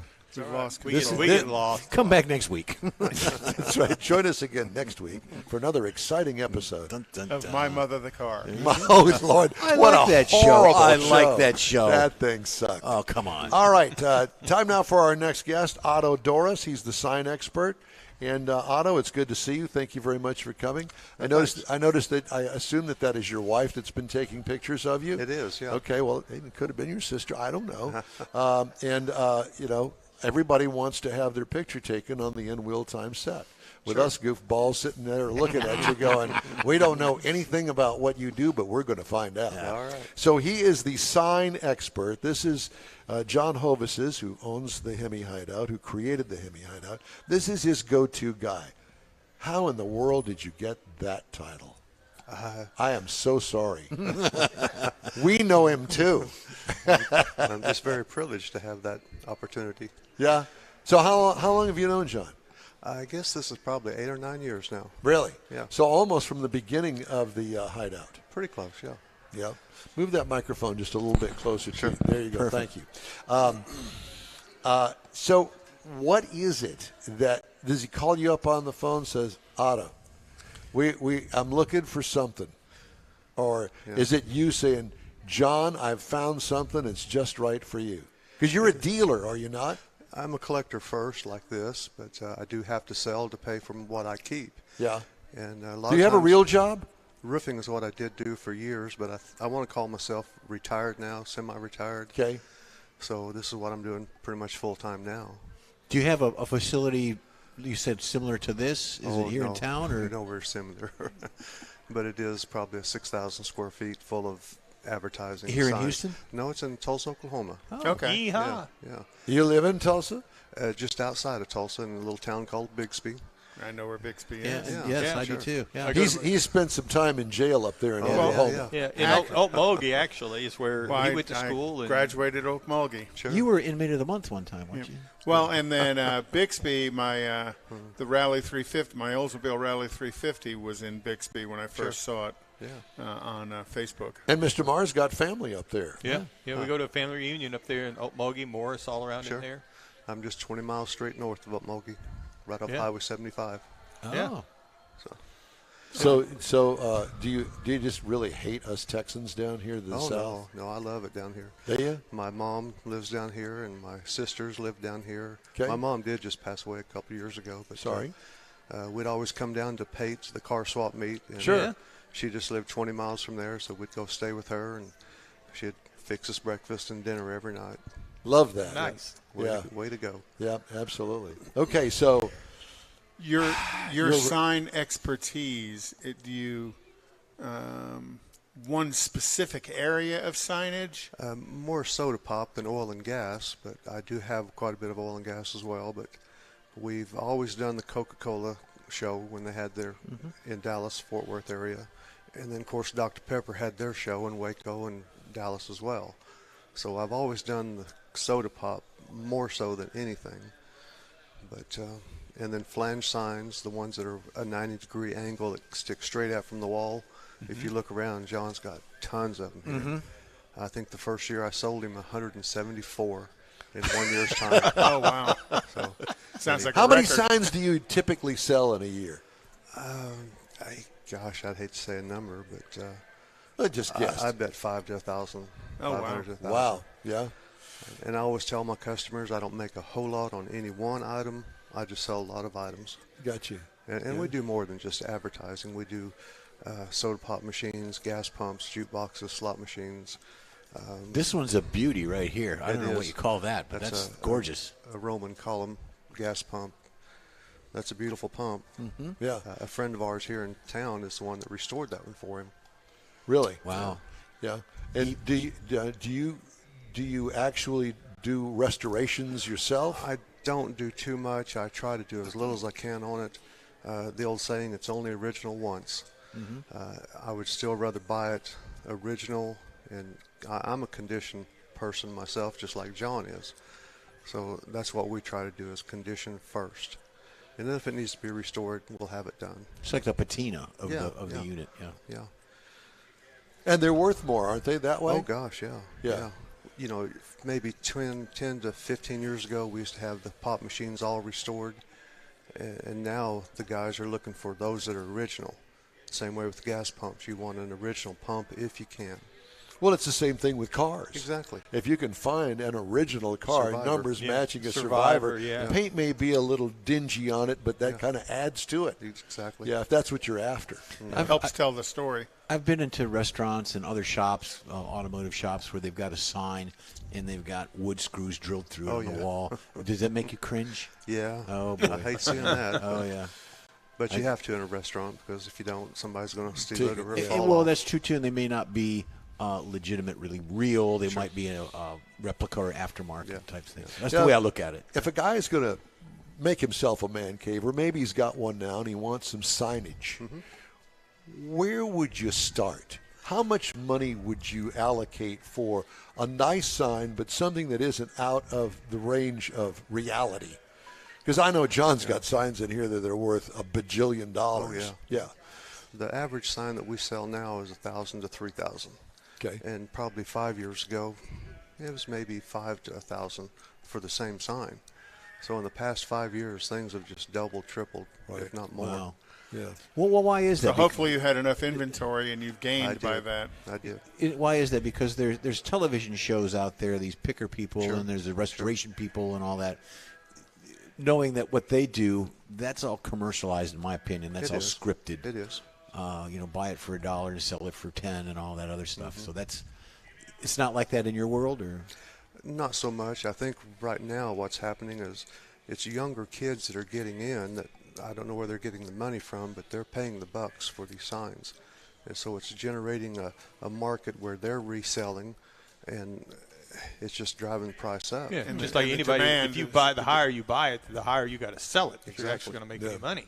So for a guy like me, There's nobody what Your Armstrong tire sign. Yeah, I have backyard. one. You've In got the stuff in the backyard. backyard. Yeah, I have an Armstrong tire sign. You got I'd an love to have RCA. another Armstrong. I'd love to have a whole litany of Armstrong stuff. Well, if How you much pick money one you out, got? John will take it down for you. You can, Well, get one over John, do there. you have any Armstrong tire signs?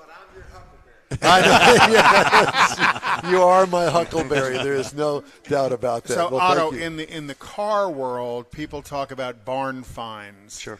Is there in the signage world? Is barn finds a thing that you run into? Yeah, it's still out there. There's quite a bit of it still out in barns. And then even like the Coke warehouses, there's still quite a bit of that up in the attics. And that kind of stuff is still coming out. Even old gas stations, there'll be gas globes up in the attic. Wow. So, they're still finding it. So where have you been prior to this? I mean, your most recent buying excursion before this, and then where are you going now after this? I think our next show is in Indianapolis. It's the International Indianapolis Advertising Show. They've been doing it for 40-some odd years, and I've been with them probably 30 years. It's probably where the premier stuff shows up. It's clean. It's the rarest of the rarest. Are you going as a buyer or a seller or both? I go as a seller, but at the same time, it's just like anywhere. If you look hard enough, you'll find a bargain. Yep. The wife's got the checkbook. So. But how do you know, for a newbie like me, Yeah. how do you know that if it's a bargain or not a bargain? There's so many places that you can check. There's Worth Point on eBay, on the computer. Worth Point? Worth Point. They'll have all the auction sites that sold signs or whatever you're looking for. And you can type in what you're looking for, and if it's sold at auction, they'll have maybe 2 or 3 comparisons. Wow. So it's like a car catalog. You look up the last value and. Sure. and So are you familiar with Armstrong signage, Armstrong Oh, yeah. tires? Yeah. Yeah? Are they rare? Well, they're still making some of the Armstrong, probably up into the 2000s. But, if you get the ones from the 40s, it's got the rhino on it, Yep. the rhinosaur, which that's the collectible. Anything that's got the graphics to it, the good embossing, the good color, and size, too, matters. Size Always matters. Yeah. You've heard that. Yeah. Now, most people cannot use size signs, but of course in this venue with John, what it was there's built for. 30 to 40 foot signs in here. Yeah. So when I had been selling to him for quite a while, he invited me down for a party, which was the best party I've ever been to. They usually And- are. Yeah. Here. and You this still one trying to probably- recover from Yeah. that party? Yeah. It was a New Year's Eve party. Oh, boy. But we thought we'd get to see some of our signs in somebody else's venue. I had to hunt to find my signs. They're real small compared to his big 20 and 30, 40 foot signs. But I did find quite a few, and it's happy to see them. Now, when you've got guys that you probably deal with on a regular basis, I sure, assume. sure. And do they have a wide variety of signs like this, or do they really drill it down to Specialized. somebody like me that wants nothing but Armstrong signs? Yeah.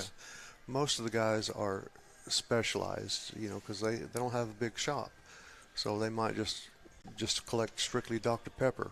We stopped at a guy's house.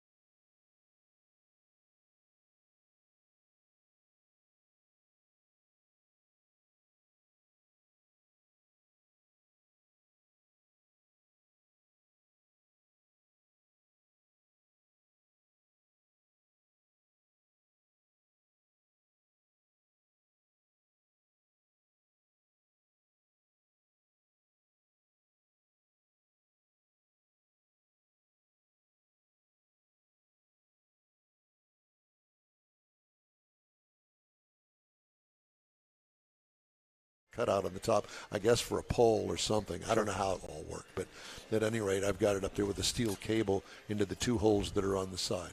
So I haven't ruined it or anything like that. And it's amazing how well the porcelain holds up because it's been outside the entire time. Yeah. That's what porcelain was designed for, was to be outside. It can withstand the weather. It very seldom fades. A lot of times you'll get acid rain to it, but it's not a big problem. And what about it kind of etches like a car paint would? Sure. Could I get more value for the money with an interior painted sign? No, the porcelain's still where it's at. The porcelain sign's what everybody wants. Gotcha. But it's gotten so expensive that a lot of people are turning to tin signs and cardboard signs now because it's more affordable. Yeah. Yeah. Are they still making? Are they still doing porcelain signs? No. Nobody's making porcelain anymore. India, which is reproduction signs. Right. But there used to be a porcelain outfit there in Sand Springs, and it closed probably 20 years ago, and it was one of the biggest in the Midwest. Of course, the West Coast had one, and the East Coast had one. There was only 3 of them in the United States that did big porcelain signs, and they're all gone. Closed because of people wanting that product, or closed because of environmental reasons of Probably both. creating the porcelain? But 20 years ago, everything was starting to turn to plastic. Yeah. And so there's no porcelain signs out there. People just couldn't afford them. So there's companies that'll make a fender or a door skin for aftermarket OE product. So there are no sign companies aftermarket to make a porcelain sign, a factory that we're going to replicate a particular soda pop. Yeah, there is, but they're just small outfits. And I saw one just last week where they're starting to reproduce the big 6-foot Texaco and 6-foot Golf. What does that do to the market on pricing? It's going to hurt it because they're getting it down to where you can't hardly tell the difference, and it's going to hurt it. So you can tell the difference. A lot of times for the you most, can, because for the most part, you know, in a sign that was done in the 30s, the graphics and the outlining of the letters is going to be perfect. I mean, they did stuff better then than we do now. We've got the capability to do it, but they just don't take the time to do it. So if you look at letters, they'll be off a little bit. They'll be shaky, and the colors is not the exact same. They've got the porcelain down right, where they could do a porcelain sign and still make it look exactly like a 30 sign. But the graphics and the colors just not quite there. Let me ask you something. Have you ever been on one of these mystery shopping trips with Hovis? No, can't say I have. Because we've heard rumors that there is some crazy stuff that happens on the road that nobody knows about, including his wife. Now, Bill Prokovic, he does know. Oh yeah, but he won't tell. But he doesn't. Well, Bill started it. He'll tell certain things. yeah. Bill started it. Bill's going to come on later and tell us all about it. Yeah, Oh, exactly. Well, Otto, it's great to talk to you. So do you have a retail space in Tulsa, or is that not really the way you operate? We do have a small shop in one of the antique malls in Tulsa. It's I-44 Antique Mall. It's probably the best antique mall in Tulsa.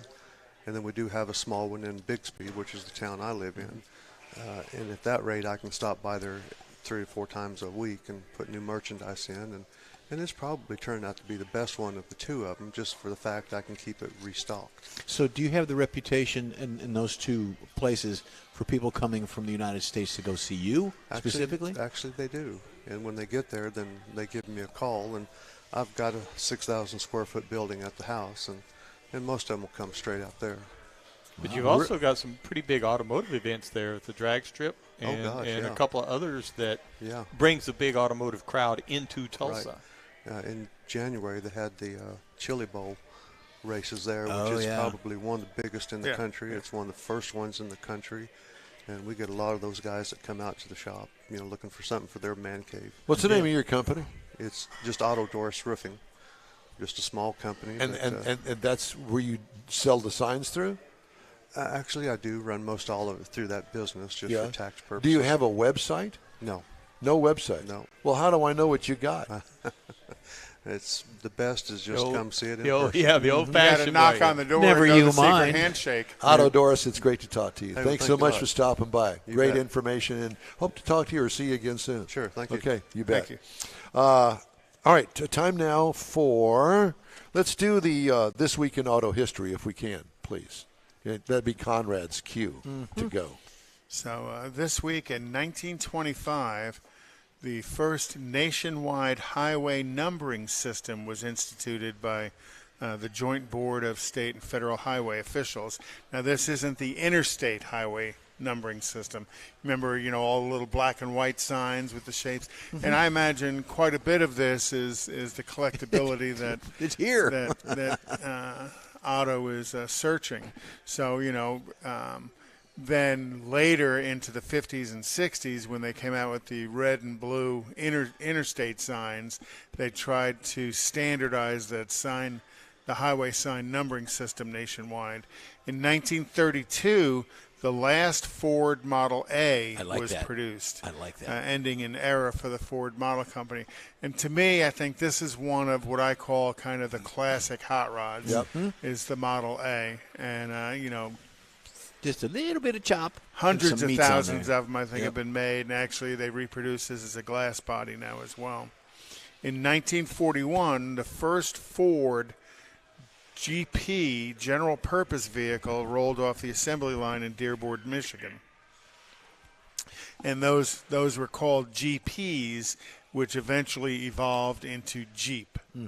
So, you know, Ford produced a pretty sizable amount of them in support of the World War II war effort.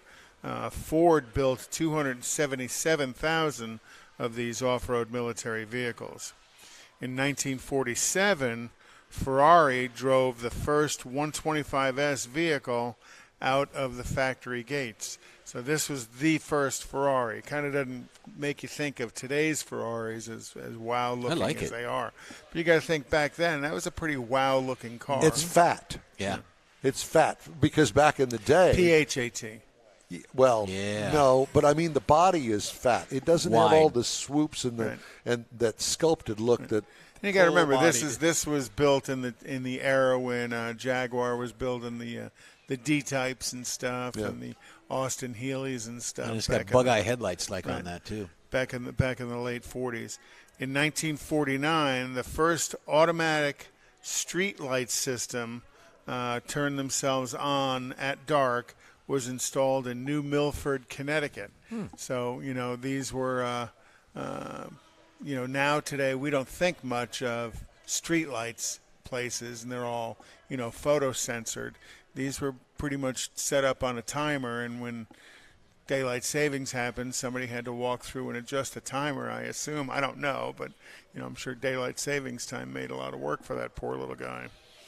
And then in 1960, Richard Petty, who's now known as the king of stock car racing, he recorded his first Grand National victory in Charlotte at the North Carolina Fairgrounds. 8 months early, Richard had edged out his father, Lee Petty, at a Grand National race in Lakeland, Georgia, only to watch his father protest the race. Nice, thanks, Dad. Oh man, And got the victory overturned. So this was Richard's Losing car. Now this is the car he won in, but you got to remember back then a stock car was a stock car, that they just put motors and suspension and wheels and tires on. And then finally in 1973, Honda introduced the Civic. You remember that generation? I do, Civic? very well. And they sold a lot of them, and to a degree they've become quite collectible today. I can see with the that, little sure. CVCC engines. Find in them. something like that. And kind of started the whole subcompact rush for fuel economy. You got to remember, 1973 was when the fuel embargo happened, and everybody was out looking for fuel economic cars. That's this week in automotive history. It's very nice. Okay. Perfect. Yeah, that worked out well. All right. I want to remind everybody that coming up, we're going to continue the delving into the HEMI Hideout here. Well, the celebration starts after we get off the air, but we're fortunate to have special guests that John has lined up for us. And coming up in the next hour, we're going to talk to Michael Ratcliffe. He's the architect, the guy that designed this absolutely wonderful facility here, and we're going to find out how all that takes place. And we're going to move your cruise-in calendar to the next hour, if you don't mind. That's a beautiful thing. It is a beautiful thing. I did have one story I wanted to get in. General Motors and Tesla are the big winners in the 2022 Automotive Loyalty Awards. Wow. With Tesla topping Ford for U.S. brand loyalty for the first time, according to S&P Global Mobility. Despite a 3-year industry-wide drop in customer loyalty, GM managed to win the overall Loyalty to Manufacturer Award for the 8th straight year. Industry-wide shortages have caused customers to shop for other brands, prompting industry average loyalty to drop from 54.6% in 2019 to 50% last year. No surprise there. Tesla's win for overall loyalty to make marks the first year in that last decade that Ford has not won the award. So I thought that was... Nanner. Yeah. Subaru also won overall loyalty to dealer for the first time. 38% of Subaru owners buy their next vehicle from the same dealer. All right. Well, that's it for this segment of our show. Quick break now. We'll be right back here on the In Wheel Time Car Talk Show on iHeartRadio. Tailpipes and Tacos, Houston's premier car cruise-in returns Saturday, April 15th to the Lupi Tortilla Tex-Mex in Katy, 8 to 11 a.m. Bring your Hot Rod Classic, Resto Mod, or any other vehicle you'd like to show and compete for one of 3 highly coveted Chili Pepper trophies. This April 15th kickoff event is one you'll want to put on your calendar because 100% of the money you donate for the free tacos will be given to God's Garage. You heard right, free tacos. Whatever you decide to give, all of it will be given to God's Garage and matched by Lupi Tortilla. God's Garage gifts vehicles to single mothers, widows, and wives of deployed military in the greater Houston area. In fact, the garage will gift a vehicle to a mom in need at this special event. Be sure to attend the next Tailpipes and Tacos Cruise In, Saturday, April 15th, 8 to 11 a.m. at the Lupi Tortilla Tex-Mex in Katy on the Grand Parkway at Kingsland Boulevard, just south of I-10. Free breakfast tacos for any donation to God's Garage. It'll make your heart and your belly feel good. You own a car you love. Well, why not let Gulf Coast Auto Shield protect it? Houstonian John Gray invites you to his state-of-the-art facility to introduce you to his specialist team of auto enthusiasts. We promise you'll be impressed. Whether you're looking to massage your original paint to a like-new appearance, apply a ceramic coating, install a paint protection film, nano-ceramic window tint, or new windshield protection called ExoShield, Gulf Coast Auto Shield is where Houston's car people go. Curbed your wheels? Instead of buying new, why not have them repaired? How about a professionally installed radar detector? Gulf Coast Auto Shield does that too. Get a peek inside the shop and look at the services offered by getting online and heading to gcautoshield.com. Better yet, stop by their facility at 11275 South Sam Houston Tollway, just south of the Southwest Freeway, and get a personal tour. Gulf Coast Auto Shield is your place to go for all things exterior. Call them today, 832-930-5655 or gcautoshield.com.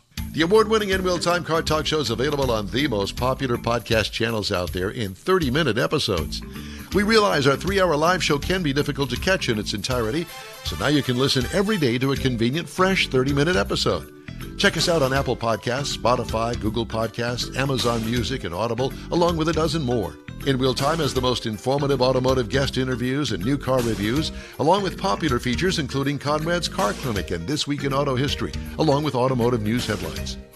Our live broadcast airs every Saturday, 8 to 11 Central on InWheelTime.com, the iHeart app, and on YouTube. Be sure to say hello when we're broadcasting from the Tailpipes and Tacos Cruise In, Autorama, and the Houston Auto Show, among others. Now, it's easier than ever to hear about all things automotive all week long. You're invited to join fellow car enthusiasts in becoming part of the ever-growing In-Wheel Time Car Talk family. Don't forget those 30-minute podcast episodes on your favorite podcast channel. We are live from the 10th anniversary celebration of the HEMI Hideout in Brookshire, Texas, USA. It's the In-Wheel Time Car Talk Show. Coming up, the inside, behind-the-scenes folks who helped create the ultimate man cave, the HEMI Hideout. Jeff has the top 5 fastest EVs known to man. And later, Conrad, did we do the car clinic? Not we yet. haven't done No, the not car yet. clinic. That's at the end. Okay, we're going to do that. We're going to do the car clinic in the next hour. We'll also have the stories making automotive news headlines this week, straight ahead on this edition of the In-Wheel Time Car Talk Show. Thank you for joining us today. Howdy, along with Mike Out of This World Mars, King Conrad DeLong. We need more Jeff Zekin, always. And our fabulous chief engineer and bottle washer, David Ainsley. And we thank you for being with us, too, today, David. It's always a pleasure. We got a lot of winks going on out here for David. Woo-woo. Don keeps there's a sharing, backstory to Don that. keeps sharing the story. And we want to thank you, gentlemen, for winking at him. Yeah, exactly. Yeah. What? He cut me off for a reason. Oh, I see. Good. Well, we all try to do that as often Yeah. as possible. But thank you for being you and playing the game. Joining us now in our remote studio here at the HEMI Hideout in Brookshire, Michael Ratcliffe. He is the architect of the HEMI Hideout. It's good to see you again. I saw you, was it 8 years ago? I think it was 8 years ago. We did that video. That's right. Here. Yeah. And, you know, I see portions of that video every time I come out here. John plays it back here. And you look at the inside of the HEMI Hideout, and you're going, it's not the same. It's not the same building. No, that's not it. Can't be, because so much has changed with all the signage. Yeah, I think it's held up by neon now. It is. Yeah, exactly. So, anyway, great job. Thank you. Yeah. So how did that all come about? How did you get hooked up with John to master this? Yeah. Well, first of all, let me go back. Let me start in a different way. Okay. What is your degree in? Do you have a degree in architecture? I do. Yes, You sir. do? Yeah. Where did you get that degree from? UT Austin. Way to go. Yeah. Yeah. We won't hold that against you. Oh, come on. That's terrible. No, and you clearly have done a good job. But this is, needless to say, a very different kind of architecture that is actually been erected here. I mean, this is this your thing, this scissor arch architecture? Well, this is a very custom frame, and you're right. The heavy timber framing is really unique, especially at this scale. So this was definitely the biggest solid timber project that we were ever asked to do. Have you done anything bigger since this? I don't think so. No. Yeah. Not in a solid heavy timber with mortise and tenon connections. So the size of this is normally what you do in your normal daily work, or you do other sizes of buildings? Well, we do a lot of residential work with this style of construction. There's another part of our company that does commercial work, but that's more with engineered timber. And so that gets up to a scale like this. But this would be the biggest mortise and tenon kind of true timber framing project. So when John first put the thought with you guys, Move your mic closer, would you? As far as what he was wanting to do, how much evolution was there till you finally settled on this? Did it change quite a bit along the way? Oh, night and day. I think it's still changing today. But when he first came to us, it was really almost a utilitarian request. Hey, I need a building that I could fit my cars in because my metal building's getting too small. And then I think he said he had a picture. A picture of something in Colorado. He's like, I'd love it to be a wood building. What can you guys come up with? And he said, I'll be back in 2 weeks. And so we had a few ideas. We had kind of a general idea of size. And we gave him one simple one. And then we thought we'd test it out. And we gave him... see how complicated you can get. And that's what we have here. See what kind of wow factor we could come up with. And he came in and he was wowed. He really liked it. So as the original architect on this, all of this wood's heavy, and you have to deal with, weight and dispersal of the weight as the height comes down to the ground. How, when you walk in today and you see how much signage he has hanging, how do you see that in impacting your original work? Because clearly, it's holding everything up. Was it built understanding that this was the end result?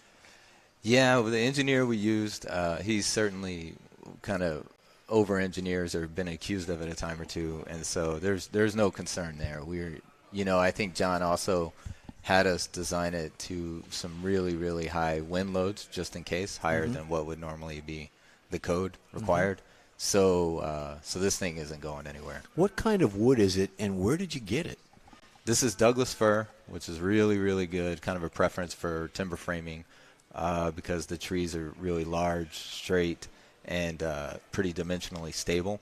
So all of this is a special cut called Free of Heart Center, and that's why the joints look so tight and why there's hardly any checks in timber at all. And wow. it comes from Oregon. Most of it. So all of this was shipped here via Oregon. That's right. Yeah. Yes, sir. How do you get all of this? I mean, these are some huge pieces. How do you get that down here? By train? No, just a bunch of trucks, and I can't remember if this total was maybe 12, 15 trucks, somewhere in there, wow. Just timber. And so all that would have come to San Antonio first, which is where we were located at the time. We're in Bernie, Texas, just north of San Antonio now. But so we CNC'd everything, at least anything that would fit on a large CNC machine that we had. And then a big CNC machine. Yeah, it's a big CNC machine. We've actually sold that one since, and we have some even bigger ones. If you guys are ever in the area, it's kind of fun to see. But it's made in Germany. It's specifically for timber construction, just like this. And so it carves up all the timbers very precisely to maybe a 32nd of an inch. Really? And then it all comes out here, and hopefully all the cuts are in the right place or it doesn't fit together.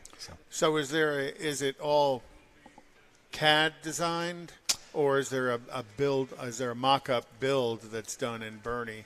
It's all virtual, and it's done in CAD, and then or these days it's in Revit. At the time we did John's, it was CAD, and then there's a software kind of specifically in between the 3D AutoCAD and the CNC machine that exports it part by part. You load it up, and we call that programming.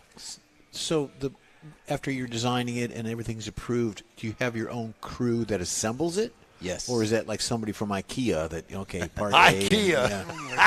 Just Yeah. No, and it takes them weeks to put a door on the I cabinet. lost a nut and a screw or whatever. The guy who had been with us, who led the erection of this one, he'd been with us for 35 years. So it's definitely a trade-specific knowledge that you have worked with. Yeah, and we still carry guys who he taught who are part of our group now. And I understand that there are no nails in this. No nails, just the oak dowels that you see. So don't start banging them out. Yeah, the oak dowels. That's right. And they go hand in hand with the Douglas fir. Yeah, you just use oak for the dowels because they're a little they have higher compressive strength. Yeah. So Interesting. Now, do you drill the holes where the dowels go? Or is that done on your machine? Is it done at the factory when you cut all the rest of the wood, or is it done on site? So the tenon would be the male part that goes into the female mortise, and so you'll leave the tenon undrilled. You'll get everything together. You suck it tight together with a come-alongs or whatever it may be. Make sure everything's perfectly square and straight, and at that time you drill through the tenon and bang the dowel through. So you use the other hole kind of like a guide. That's so right. that you drill. When you drill in the right spot for sure. Yes, sir. Yep.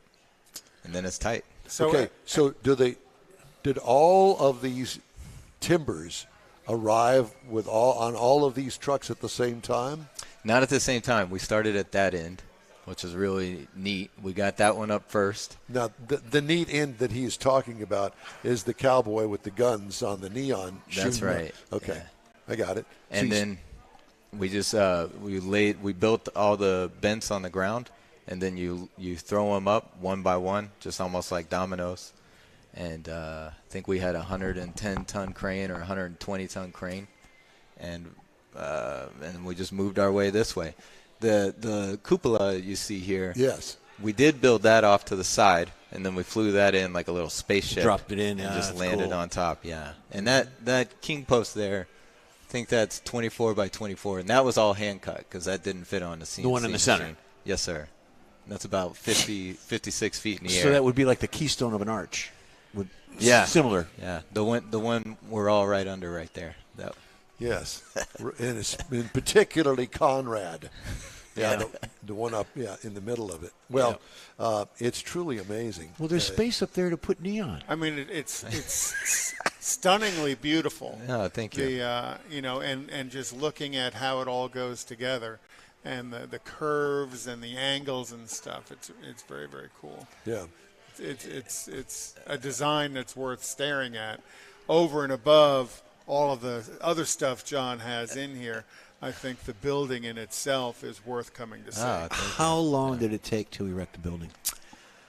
I think we did more than just the timber. We did all of the tongue and groove. I think we have maybe 13 miles of tongue and groove. It's been a while since we've said it. And then we did an envelope of SIP panels. So that's kind of like a structural insulation product.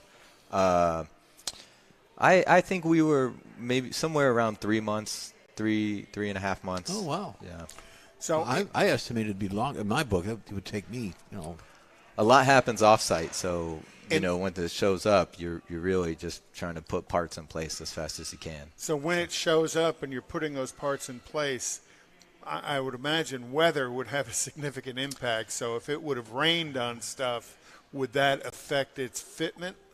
It doesn't affect the fitment. The only thing that might affect, well, you'll have a down day, right? Just for safety. Or, if wind's blowing around, you can't lift things in the air. But I think we had pretty good weather. I don't think we had any big events that slowed us down too bad. So we got lucky. Have you had anybody come to you and say, I met John, went to the HEMI Hideout. I really like the construction. It's just a little bit out of my price range and size, but I'd like to have something on a little bit lesser scale. Have you had any of those? I've had a lot of people who wanted to kind of copycat this for sure, but luckily it just has never gone through, and because this is one of a kind. Yeah. So it's a pretty special Well, place. I will tell you that looking at it without the signs in it, and when we started, I don't think there were that many signs that were hanging from the ceiling. If you get to one end of it and you look all the way to the other end, it looks almost like a church cathedral. And I mean, Yeah. have you done churches? Because that's what it looks like in here. Yeah, we've done a lot of churches, we've done a lot of barns, so somewhere kind of in between the two. But it makes a great space for, I think, the car collection here. Yeah. And for people listening, timber beam is one piece of wood, not like the glue laminated beams that you MDF, see yeah. at other. That's right. That's what I would call like a engineered product. Yeah. But the timber beam is just a solid piece of wood. Each one of these is a unique piece. Wow. Yeah. How do you manage to get one solid piece of wood with a big arch in it? Yeah, that design is really neat. Well, you can see, just on the mainframe bent design here, we have a pretty big arch, so you couldn't have gotten one piece of wood where you would have had to carve that out. Because what we do is we have a solid timber that's maybe 24 inches deep, and then we carve out the profile for the arch. In the case on the bents here, we join two arches, which you can see with that kind of through tenon that goes through the backer brace. Yes. And then it grabs the scarf joint of the two arches, and that's really, really neat. It really is. So do you do any bending of the wood? You can't bend it. Yeah, you can't bend it. Not on a solid timber. Okay. You got to cut it.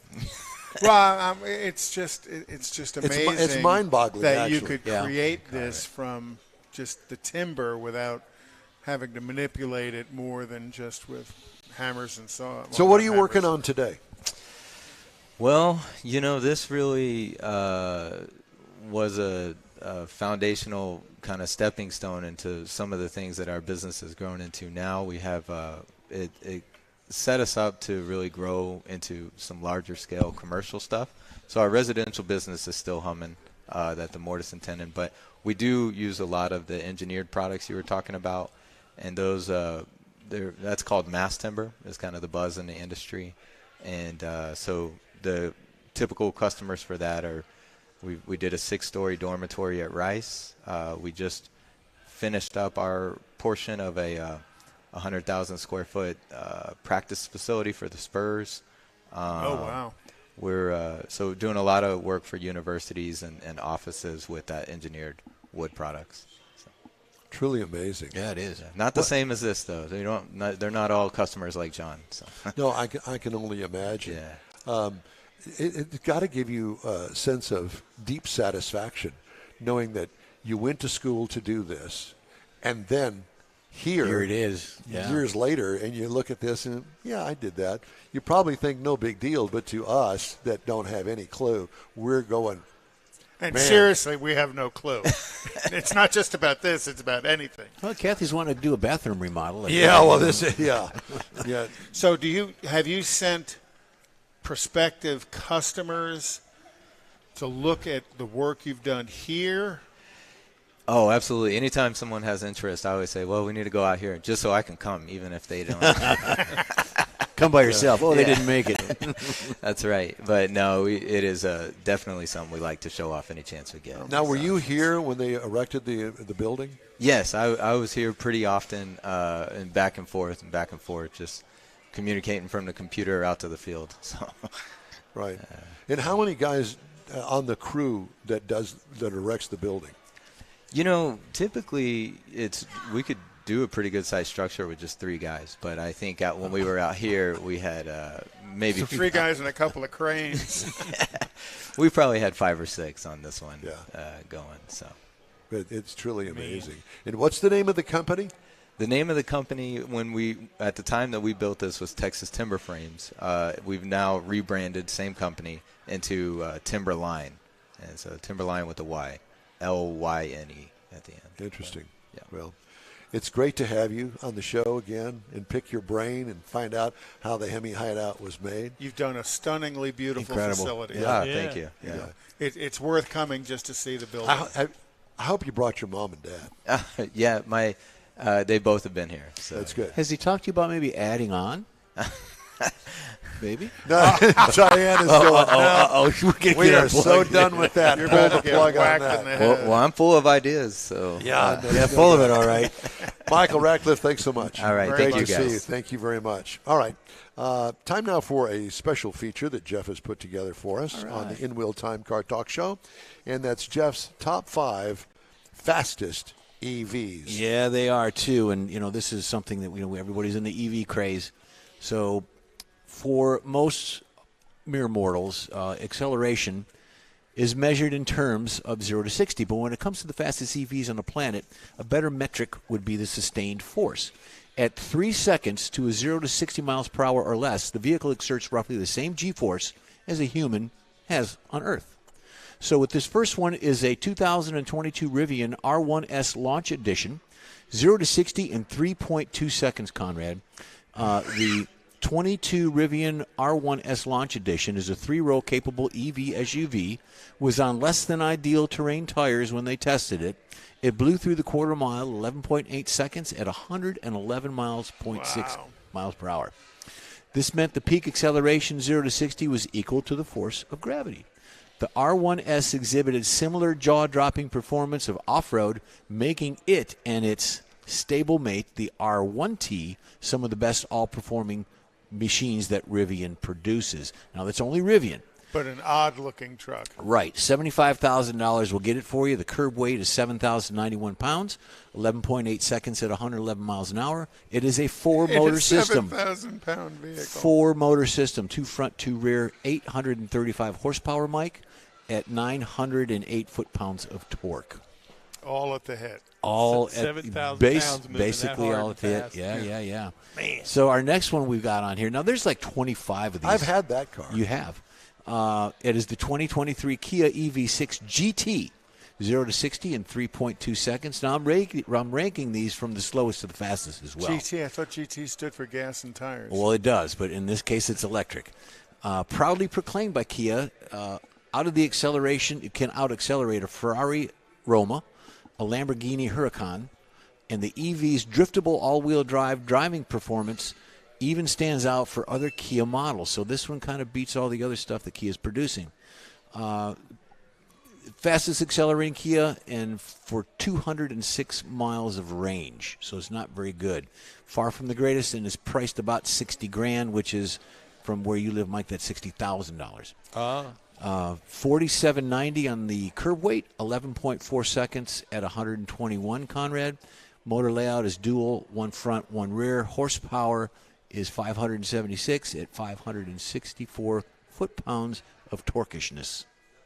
I made that Did word you like up. to drive? Did you like driving this, Don? I did.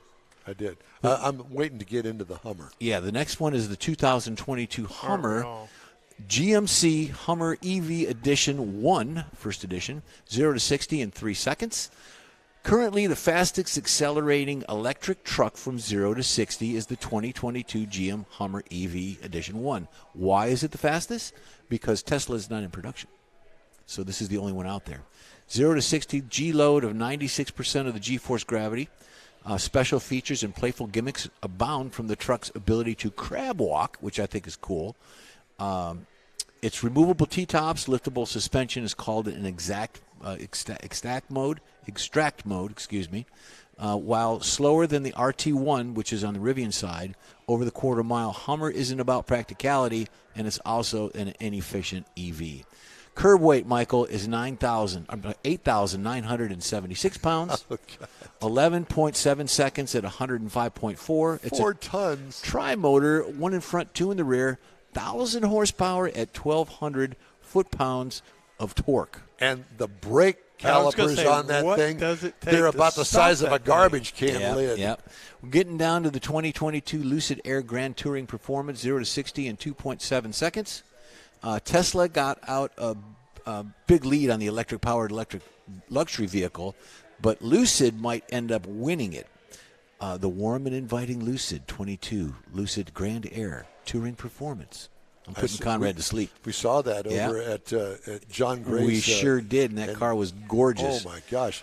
The paint on it was stunning. Yeah, as well. Finish unbelievable. Don't let that fuzzy feeling fool you. The Lucid also hardcore performance thanks to its impressive handling and overwhelming power in sprint mode, which unlocks all 4 digits of horsepower, while the Grand Touring 1,050 horsepower soon will make it the most powerful one there is.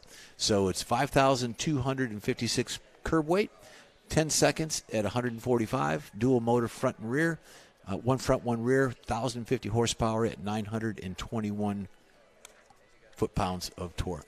And let's see, my last one here is the Tesla. It's a 2021 Tesla Plaid, S-Plaid. It's 0 to 60 in 2.3 seconds. So we went from a 3.2 down to a 2.3 in the seconds of 0 to 60. It is the fastest one tested thanks to the powerful, efficient motors. And I'm just going to get to the cut in here. It is curb weight of 4,816 pounds, 9.3 seconds, Conrad, at 152.2. Tri-motor, 1 front, 2 rear, 1,020 horsepower at 1,050 torque-ish. Wow. And it'll spank any other performance car that's and that's a out there, 21. gas-powered. That's a 21 because they're all trying to catch up now with the old Tesla. All right, time now for the In-Wheel Time cruise-in and racing calendars. We're going to do them back-to-back. Okay. So on March 26th, starting at 8 a.m. at Rox's Bar off of Louetta, they're going to be doing a fundraiser for the Tomball Lodge Scholarship Fund, and that's being put on by the Champions Hot Rod Car Club.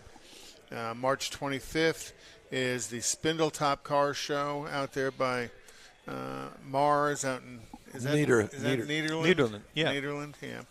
And then April 2nd is the Woodlands Coffee and Cars for a Cause on Market Street.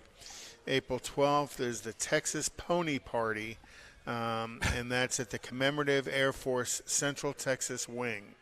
April 14th through the 16th is the Lone Star 40 Convention at Lone Star, put on by the Chevy Texas Classic. Did you read Chevy this Club, before yeah. you? Put on by the Central Texas Classic Chevy Club, and that's at the Embassy Suites. And racing, we got a chance to watch a little bit of it last weekend. Tomorrow is Las Vegas for NASCAR. Watching what? What did we watch last weekend? NASCAR. Yeah, we watched NASCAR last weekend, so that would have been Fontana. And then this coming weekend is going to be the Gator Nationals, the first event for NHRA. All right. And then Is that this weekend? No, it's the 9th through the 12th. Oh, I thought next it was weekend. Next weekend, okay. yeah. Thank you. And then, so NASCAR's in Las Vegas this weekend. March 26th, NASCAR comes to Austin at COTA for the Eco Park Automotive Grand Prix. Formula One starts this weekend at Bahrain. IndyCar starts this weekend at St. Petersburg. And let's not forget the Texas Mile is March 24th through 26th. And we had that the young lady from Chicago or Naperville, and they're going to come run. Hopefully we can connect with them when they're here in town. Hopefully, yeah. Okay. So that's what's going on. Thank you, sir. Want to remind everybody that the In-Wheel Time Car Talk Show is available 24 hours a day, 7 days a week if you just can't get enough of us. Oh, well. Through the iHeartRadio app, just look for In-Wheel Time Car Talk. We also video stream on Facebook, YouTube, and InWheelTime.com. And podcasts are at your fingertips on over a dozen of the most popular podcast outlets. The In-Wheel Time Car Talk Show continues right after this quick break. Tailpipes and Tacos, Houston's premier car cruise-in returns Saturday, April 15th to the Lupi Tortilla Tex-Mex in Katy, 8 to 11 a.m. Bring your Hot Rod, Classic, Resto Mod, or any other vehicle you'd like to show and compete for one of 3 highly coveted chili pepper trophies.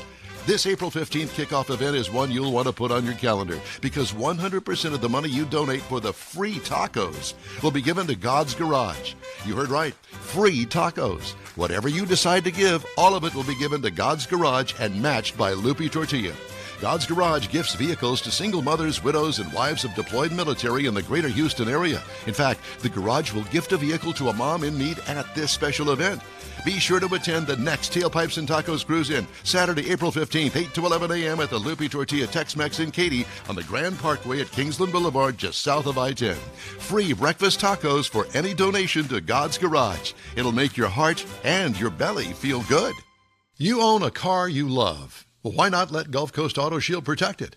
Houstonian John Gray invites you to his state-of-the-art facility to introduce you to his specialist team of auto enthusiasts. We promise you'll be impressed. Whether you're looking to massage your original paint to a like-new appearance, apply a ceramic coating, install a paint protection film, nano-ceramic window tint, or new windshield protection called ExoShield, Gulf Coast Auto Shield is where Houston's car people go. Curbed your wheels? Instead of buying new, why not have them repaired? How about a professionally installed radar detector? Gulf Coast Auto Shield does that too. Get a peek inside the shop and look at the services offered by getting online and heading to gcautoshield.com. Better yet, stop by their facility at 11275 South Sam Houston Tollway, just south of the Southwest Freeway, and get a personal tour. Gulf Coast Auto Shield is your place to go for all things exterior. Call them today, 832-930-5655 or gcautoshield.com. The award-winning In-Wheel Time Car Talk Show is available on the most popular podcast channels out there in 30-minute episodes. We realize our 3-hour live show can be difficult to catch in its entirety, so now you can listen every day to a convenient, fresh 30-minute episode. Check us out on Apple Podcasts, Spotify, Google Podcasts, Amazon Music, and Audible, along with a dozen more. In-Wheel Time has the most informative automotive guest interviews and new car reviews, along with popular features including Conrad's Car Clinic and This Week in Auto History, along with automotive news headlines.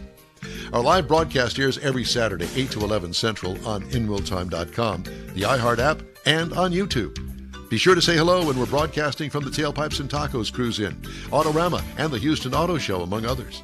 Now, it's easier than ever to hear about all things automotive all week long.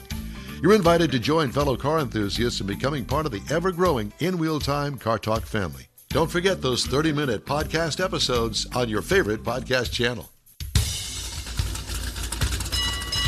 We are live from the 10th anniversary celebration of the HEMI Hideout in Brookshire, Texas, USA. It's the In-Wheel Time Car Talk Show, and we thank you for joining us today. Coming up inside, the behind-the-scenes people with who have helped create the ultimate man cave, the HEMI Hideout. Conrad will have the In-Wheel Time Car Clinic, and I'll bring you some more of this week's automotive news headlines. Howdy, along with Mike Out of This World Mars, King Conrad DeLong. We always need more Jeff Zekin, and our fabulous chief engineer, David Ainsley. I'm Don Armstrong. So glad that you could join us today. Obviously, I have a question it's all the liquor for you. I've been drinking this morning. We've been calling this a man cave. There's things in here for women to look at and women to do. There's me. There's all kinds of things back here that we haven't explored yet. Conrad just threw up in his throat.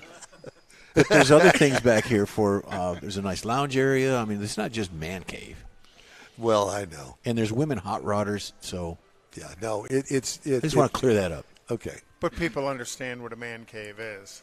Well, I think that most guys know what a man cave is, but maybe not all this women. This is one worth coming to. Well, and this could be maybe a young lady's first time here that becomes a car person. A family outing. Yeah. Yeah, it is a man cave in the respect that most guys are car guys.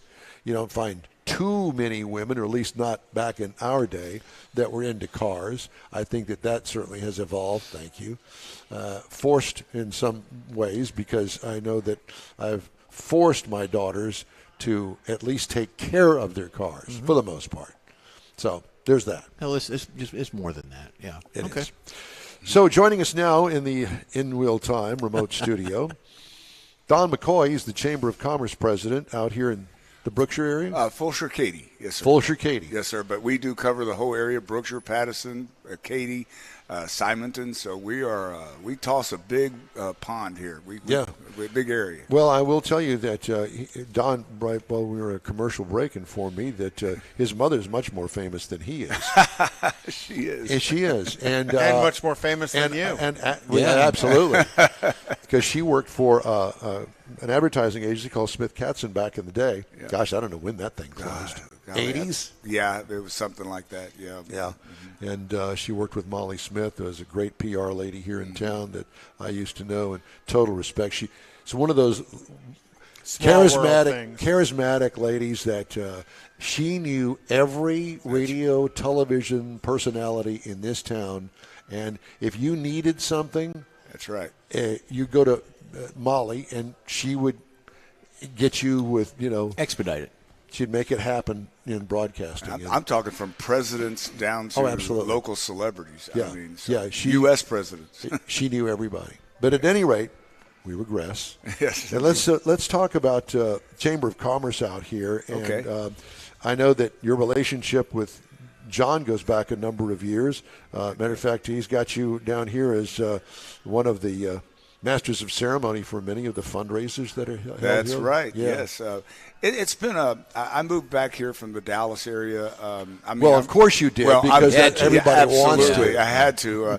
I worked on the TV series Dallas back in the day, but I worked with Molly and my mother here in Houston, and we went to high school in Deer Park, but finished college at Stephen F. And anyway, finally came back to my home roots and moved out here to the Fulshire, Katy area about 12 years ago or so, and we're living out here, and somehow this chamber position came up. I knew what chambers of commerce were. I just never thought I'd be one as a former actor and advertising guy and marketing guy. And so advertising and marketing is kind of what chambers of commerce does. That's right. Yep. You know. And we are connectors. We are influencers and leaders. We're catalysts for business growth, and we're marketers too. So when we started very young with just a few businesses, now we're up to about 650. And like I said, we have members all over the area. I even have a member in the Cayman Islands. That's crazy, isn't it? So that's where you go. There you go. Okay. The tax advantages of the Cayman. Busted. I got to go visit a client. Exactly. See you in 2 months. But you got to drive on the left-hand side of the road. It don't matter. Hire a driver. And going around a roundabout is really a challenge. We don't care anything about. All we care about toes in the sand. That's all. I it's got about. you. Yeah. So it's been a wild ride, and I was in part of being a chamber. We do events. To help network our businesses all together and get together and meet. And I came across this place called the HEMI Hideout. And so it was already built? It was already built. And I kind of had an opportunity to come out here with a church group out of my church at Second Baptist. And I just met John, and I found him to be the most genuine, fantastic. You feel like you've known him for all your life. Then you don't know him the way that we know him. Well, I probably don't. And he also has a community focus in what he does. Oh, man, there's no doubt about it. And so I looked at this place, and I said, I don't have to hire a band when I have an event out here. I don't have to hire any entertainment, although I've seen Mickey Gilley perform here. It's been fun. But it's this building, and when you came in, it's more than it was 10 years ago, even now. Most definitely. But I go, this building is the entertainment. Mm-hmm. And then you couple it with the unparalleled customer service and friendliness of John and his wife Diane, and of course Shelley, who helps run the place.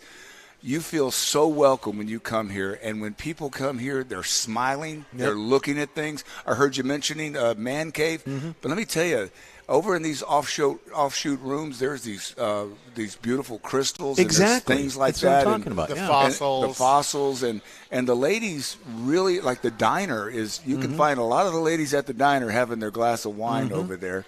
And just to kind of fast forward, I get, there's a lot of nonprofits that John lets use his place. And they often need a master of ceremonies or an auctioneer. And I never thought to be an auctioneer. I just happened to be at one of these events one time, and the auctioneer didn't show up and said, Don, do you think you could do it? And I said, yeah. Okay, so I got up, we raised money, so next thing you know, I'm an auctioneer. But we get in here and meet all the people that are in here, and I said, this is a place that I need to have to build relationships, and it's ROR. What John gets out of this, everybody heard in the business world of ROI, return on investments. Yep. I really think ROR is what he's got, and that's a return on relationships.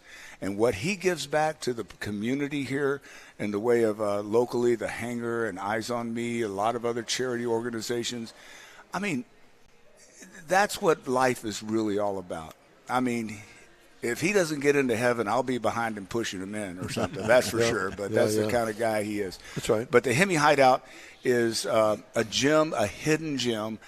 I still find people when I tell them, hey, I'm going up to the HEMI Hideout for an event. They go, can we go with you? Yeah. Well, or they go, what? And then I show them a little, thing online, and they go, holy cow, where's that? That's out there off of I-10, back up in the woods. Yeah, in the middle of nowhere. No way. They don't believe it, right? So, and I'll just do a plug. April the 20th, we're going to have an event here for the Chamber. And a lot of the ladies wanted something really kind of fancy. We do a lot of boots and bling or, all these charities kind of thing, which is fine. But they want to dress up. So we're going to do Casino Royale, James Bond style. And so the ladies get to really dress up. The men get to wear their tuxedos. We're going to have casino tables over here. See that here. A lot of food. Well, it's neon lights. It's like Vegas. Shaken, right? Not stirred. There you go. Now, there you go. Now, you're going to have to twist his arm, to get an Aston Martin in here. I told him I'm going to try to find an Aston Martin for him. We got to bring the keys though, and but they make little ones. They make little Aston Martins. Well, I can handle that. We'll auction that one off. But like you said, shaken not stirred. We are going to have a shaken not stirred bar, and it's going to be over here at the diner, and it's going to be a lot of fun.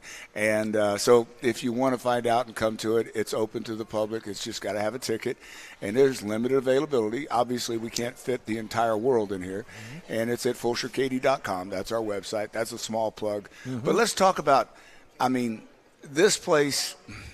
Every time I come in here, I get with John, and he tells me something about it. And I go, so what? Tell me about that sign. Tell me about that. Tell me about that, the chuck wagon over there or the T-Rex head. And that table over there. I become almost a, what is it called, like a tour guide of this place myself. Because you've learned the stories about all of these specific pieces. It's really amazing that he knows everything about everything in this place. Yep. To the, not just what it is, but how he found it, where he got it, what they did with it. The history of it, yeah. The history of, that Dodge sign that's still in the crate over there. He found it in the crate. That's the original crate. Yes. So he didn't want to take it out of the crate, so he decided to take the slats off of it and plug it in so you could see it. Yeah. So that's kind of cool. The petrified wood table. That is some of amazing. that stuff is breathtaking. Have you tried to lift that thing? No, I wouldn't. You can't. Well, it's not only the signage and the memorabilia, it's the cars, because John did a walkthrough with John just earlier, and it just... Every car, he knows everything about it. And there's some cars in here that are extremely rare that you don't see anymore. But here's the other thing is, how does he keep them dusted all the time? And they always look so nice and clean. And, I put my car in my garage for one day, and I come back the next, and it's got dust all over. This time of year, it turns yellow. Yeah. Well, and then, then you start looking beyond the signs and the cars, and you look at the architecture. You just were speaking to the architect. Yep. And you kind of notice, hey, there's not one metal bolt in the ceiling holding this thing together. They're all wooden dowels. That's it. Well, that in alone is an architectural masterpiece. Exactly. So if you are a guy or a girl and you're into architecture, you're into history. History is all over these ice cream machines, and even in the bathroom, he's got things, guys. I've seen what's in there. Sorry, it's just for us guys, right? Oh no! It's for everybody. He's got a Viagra machine. Hey! I didn't say that. It's 25 cents, and it's a dispenser. Well, Conrad said it was empty. Well. Yeah, I think because it's full of quarters. It's full of quarters. I think Don Armstrong went in there earlier. That's right. But I can't tell you how much every time I come here I just get giddy. This is one of those venues. And there's always something new. Absolutely. This is one of those venues that you'd like to have everybody that's in the Chamber of Commerce to come out here to know about it. Yes, sir. And I'm sure that you've had some events like that. I have. Everybody has come out here. They said, man, how can I have my event out here or do something? Right. Now, John's very picky who he lets come out here. There's no doubt. It's not today. We're here. Well, that's true. Not President too company picky. accepted. Yeah. But it's really a very interesting to, like you said, you go. I've been here. I can't count how many times I've been here, and I still see things I haven't seen. Yeah.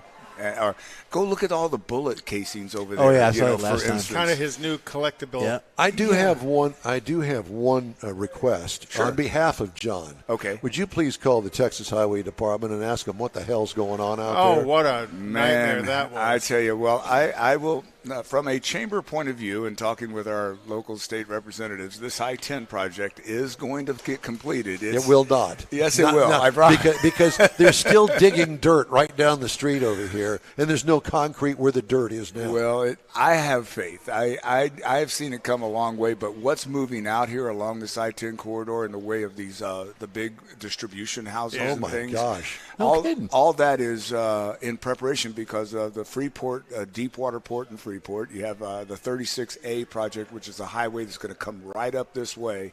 So this is going to be a major offloading when the tankers, the shipping containers and everything come from overseas.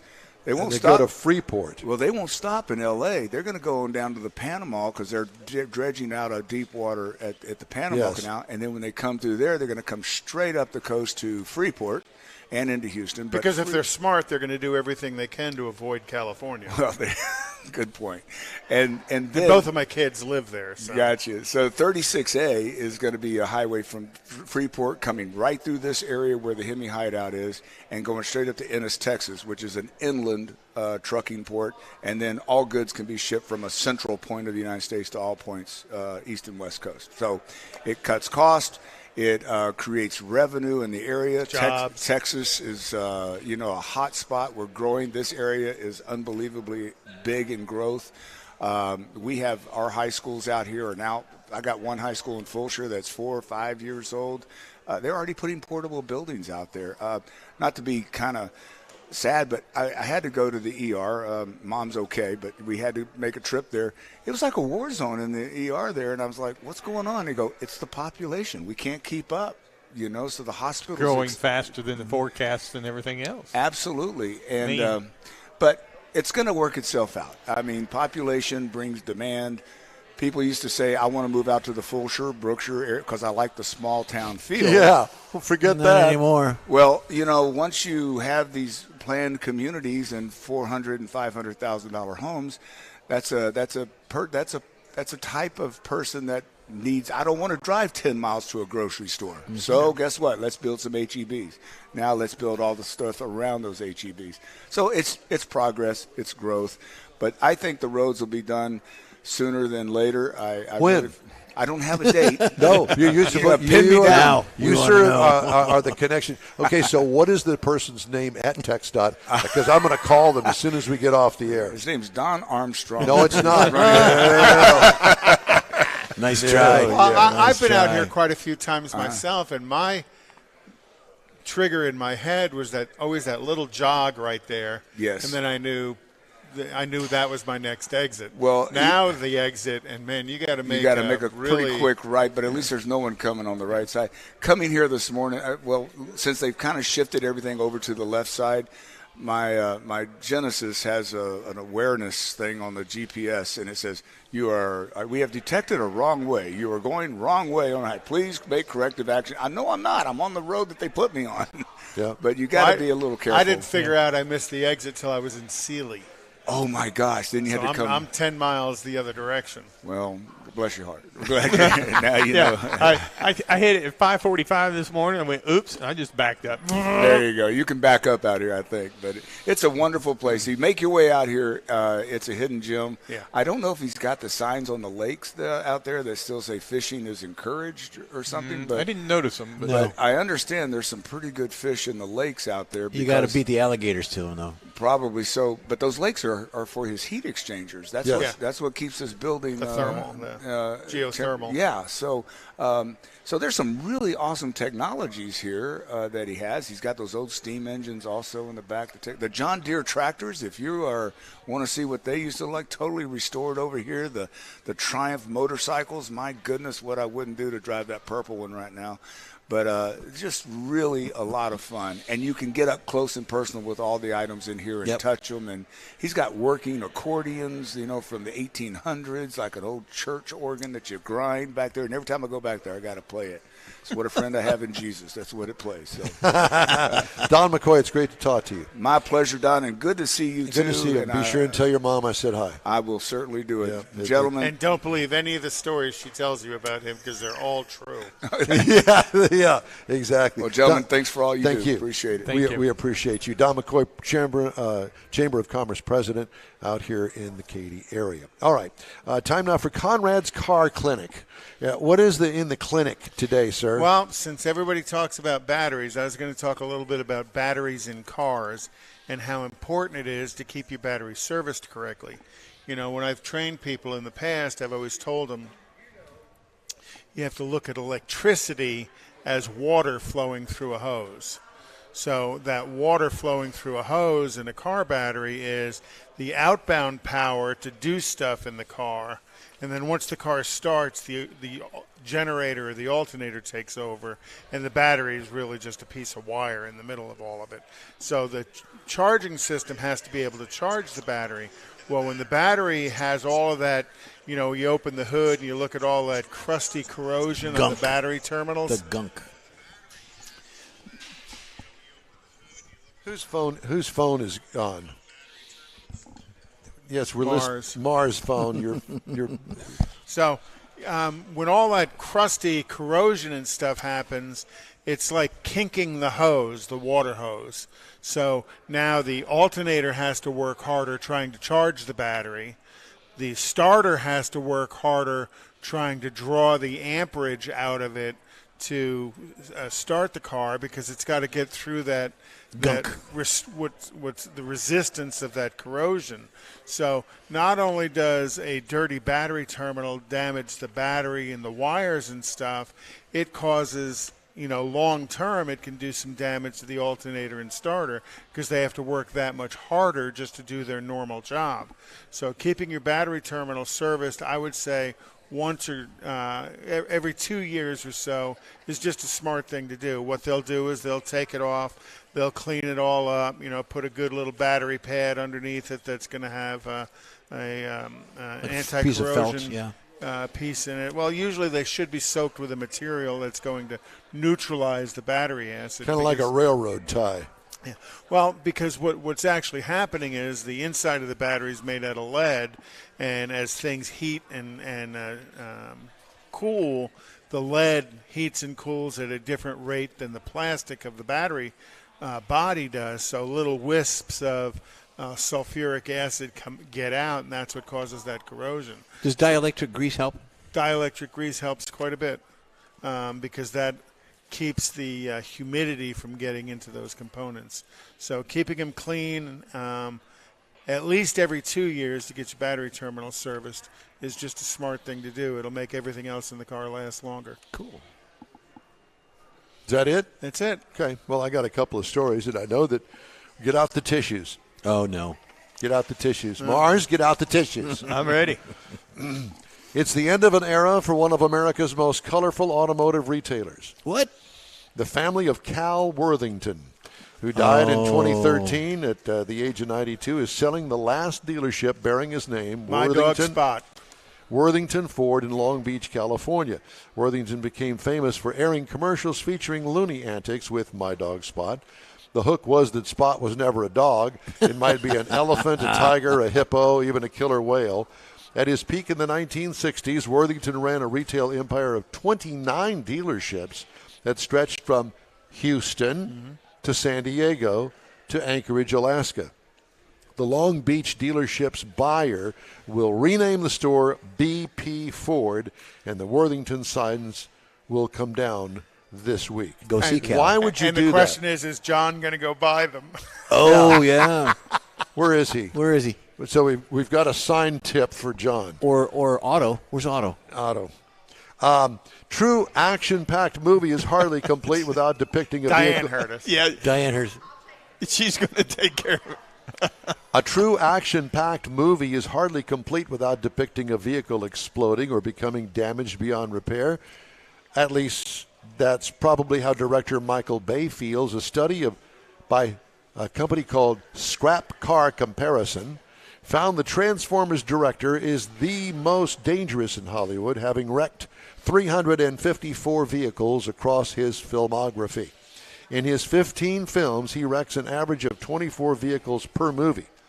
Fast and Furious director Justin Lin ranks in second place, having smashed 135 vehicles. Well, who did the Blues Brothers? John 'Cause they Landis wrecked a did the bunch. Blues There Brothers, we and go. he wrecked 120. There's your answer. All of them My cop answer. cars, I think, for the most part. Dodge anyway. Polaris. Yeah.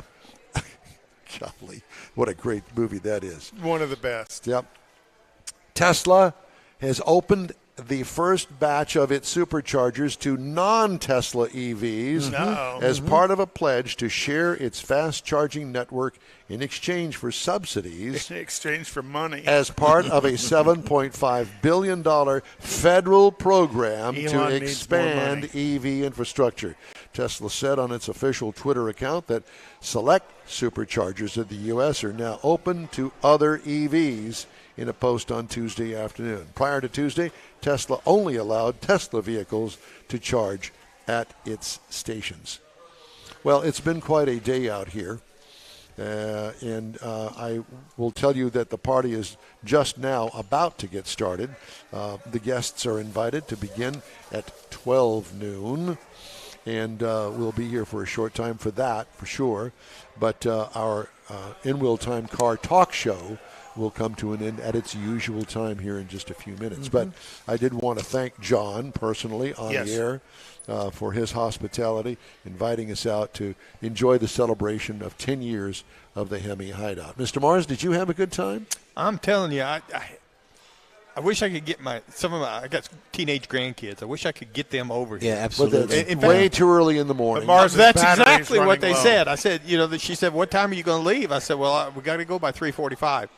She just shook her head and put the That's covers about over the her. time I'm going to bed. No, we're not going to do that. Exactly. Okay, well, that's okay. Just Hey, go to our YouTube channel, and I'll show you what you missed.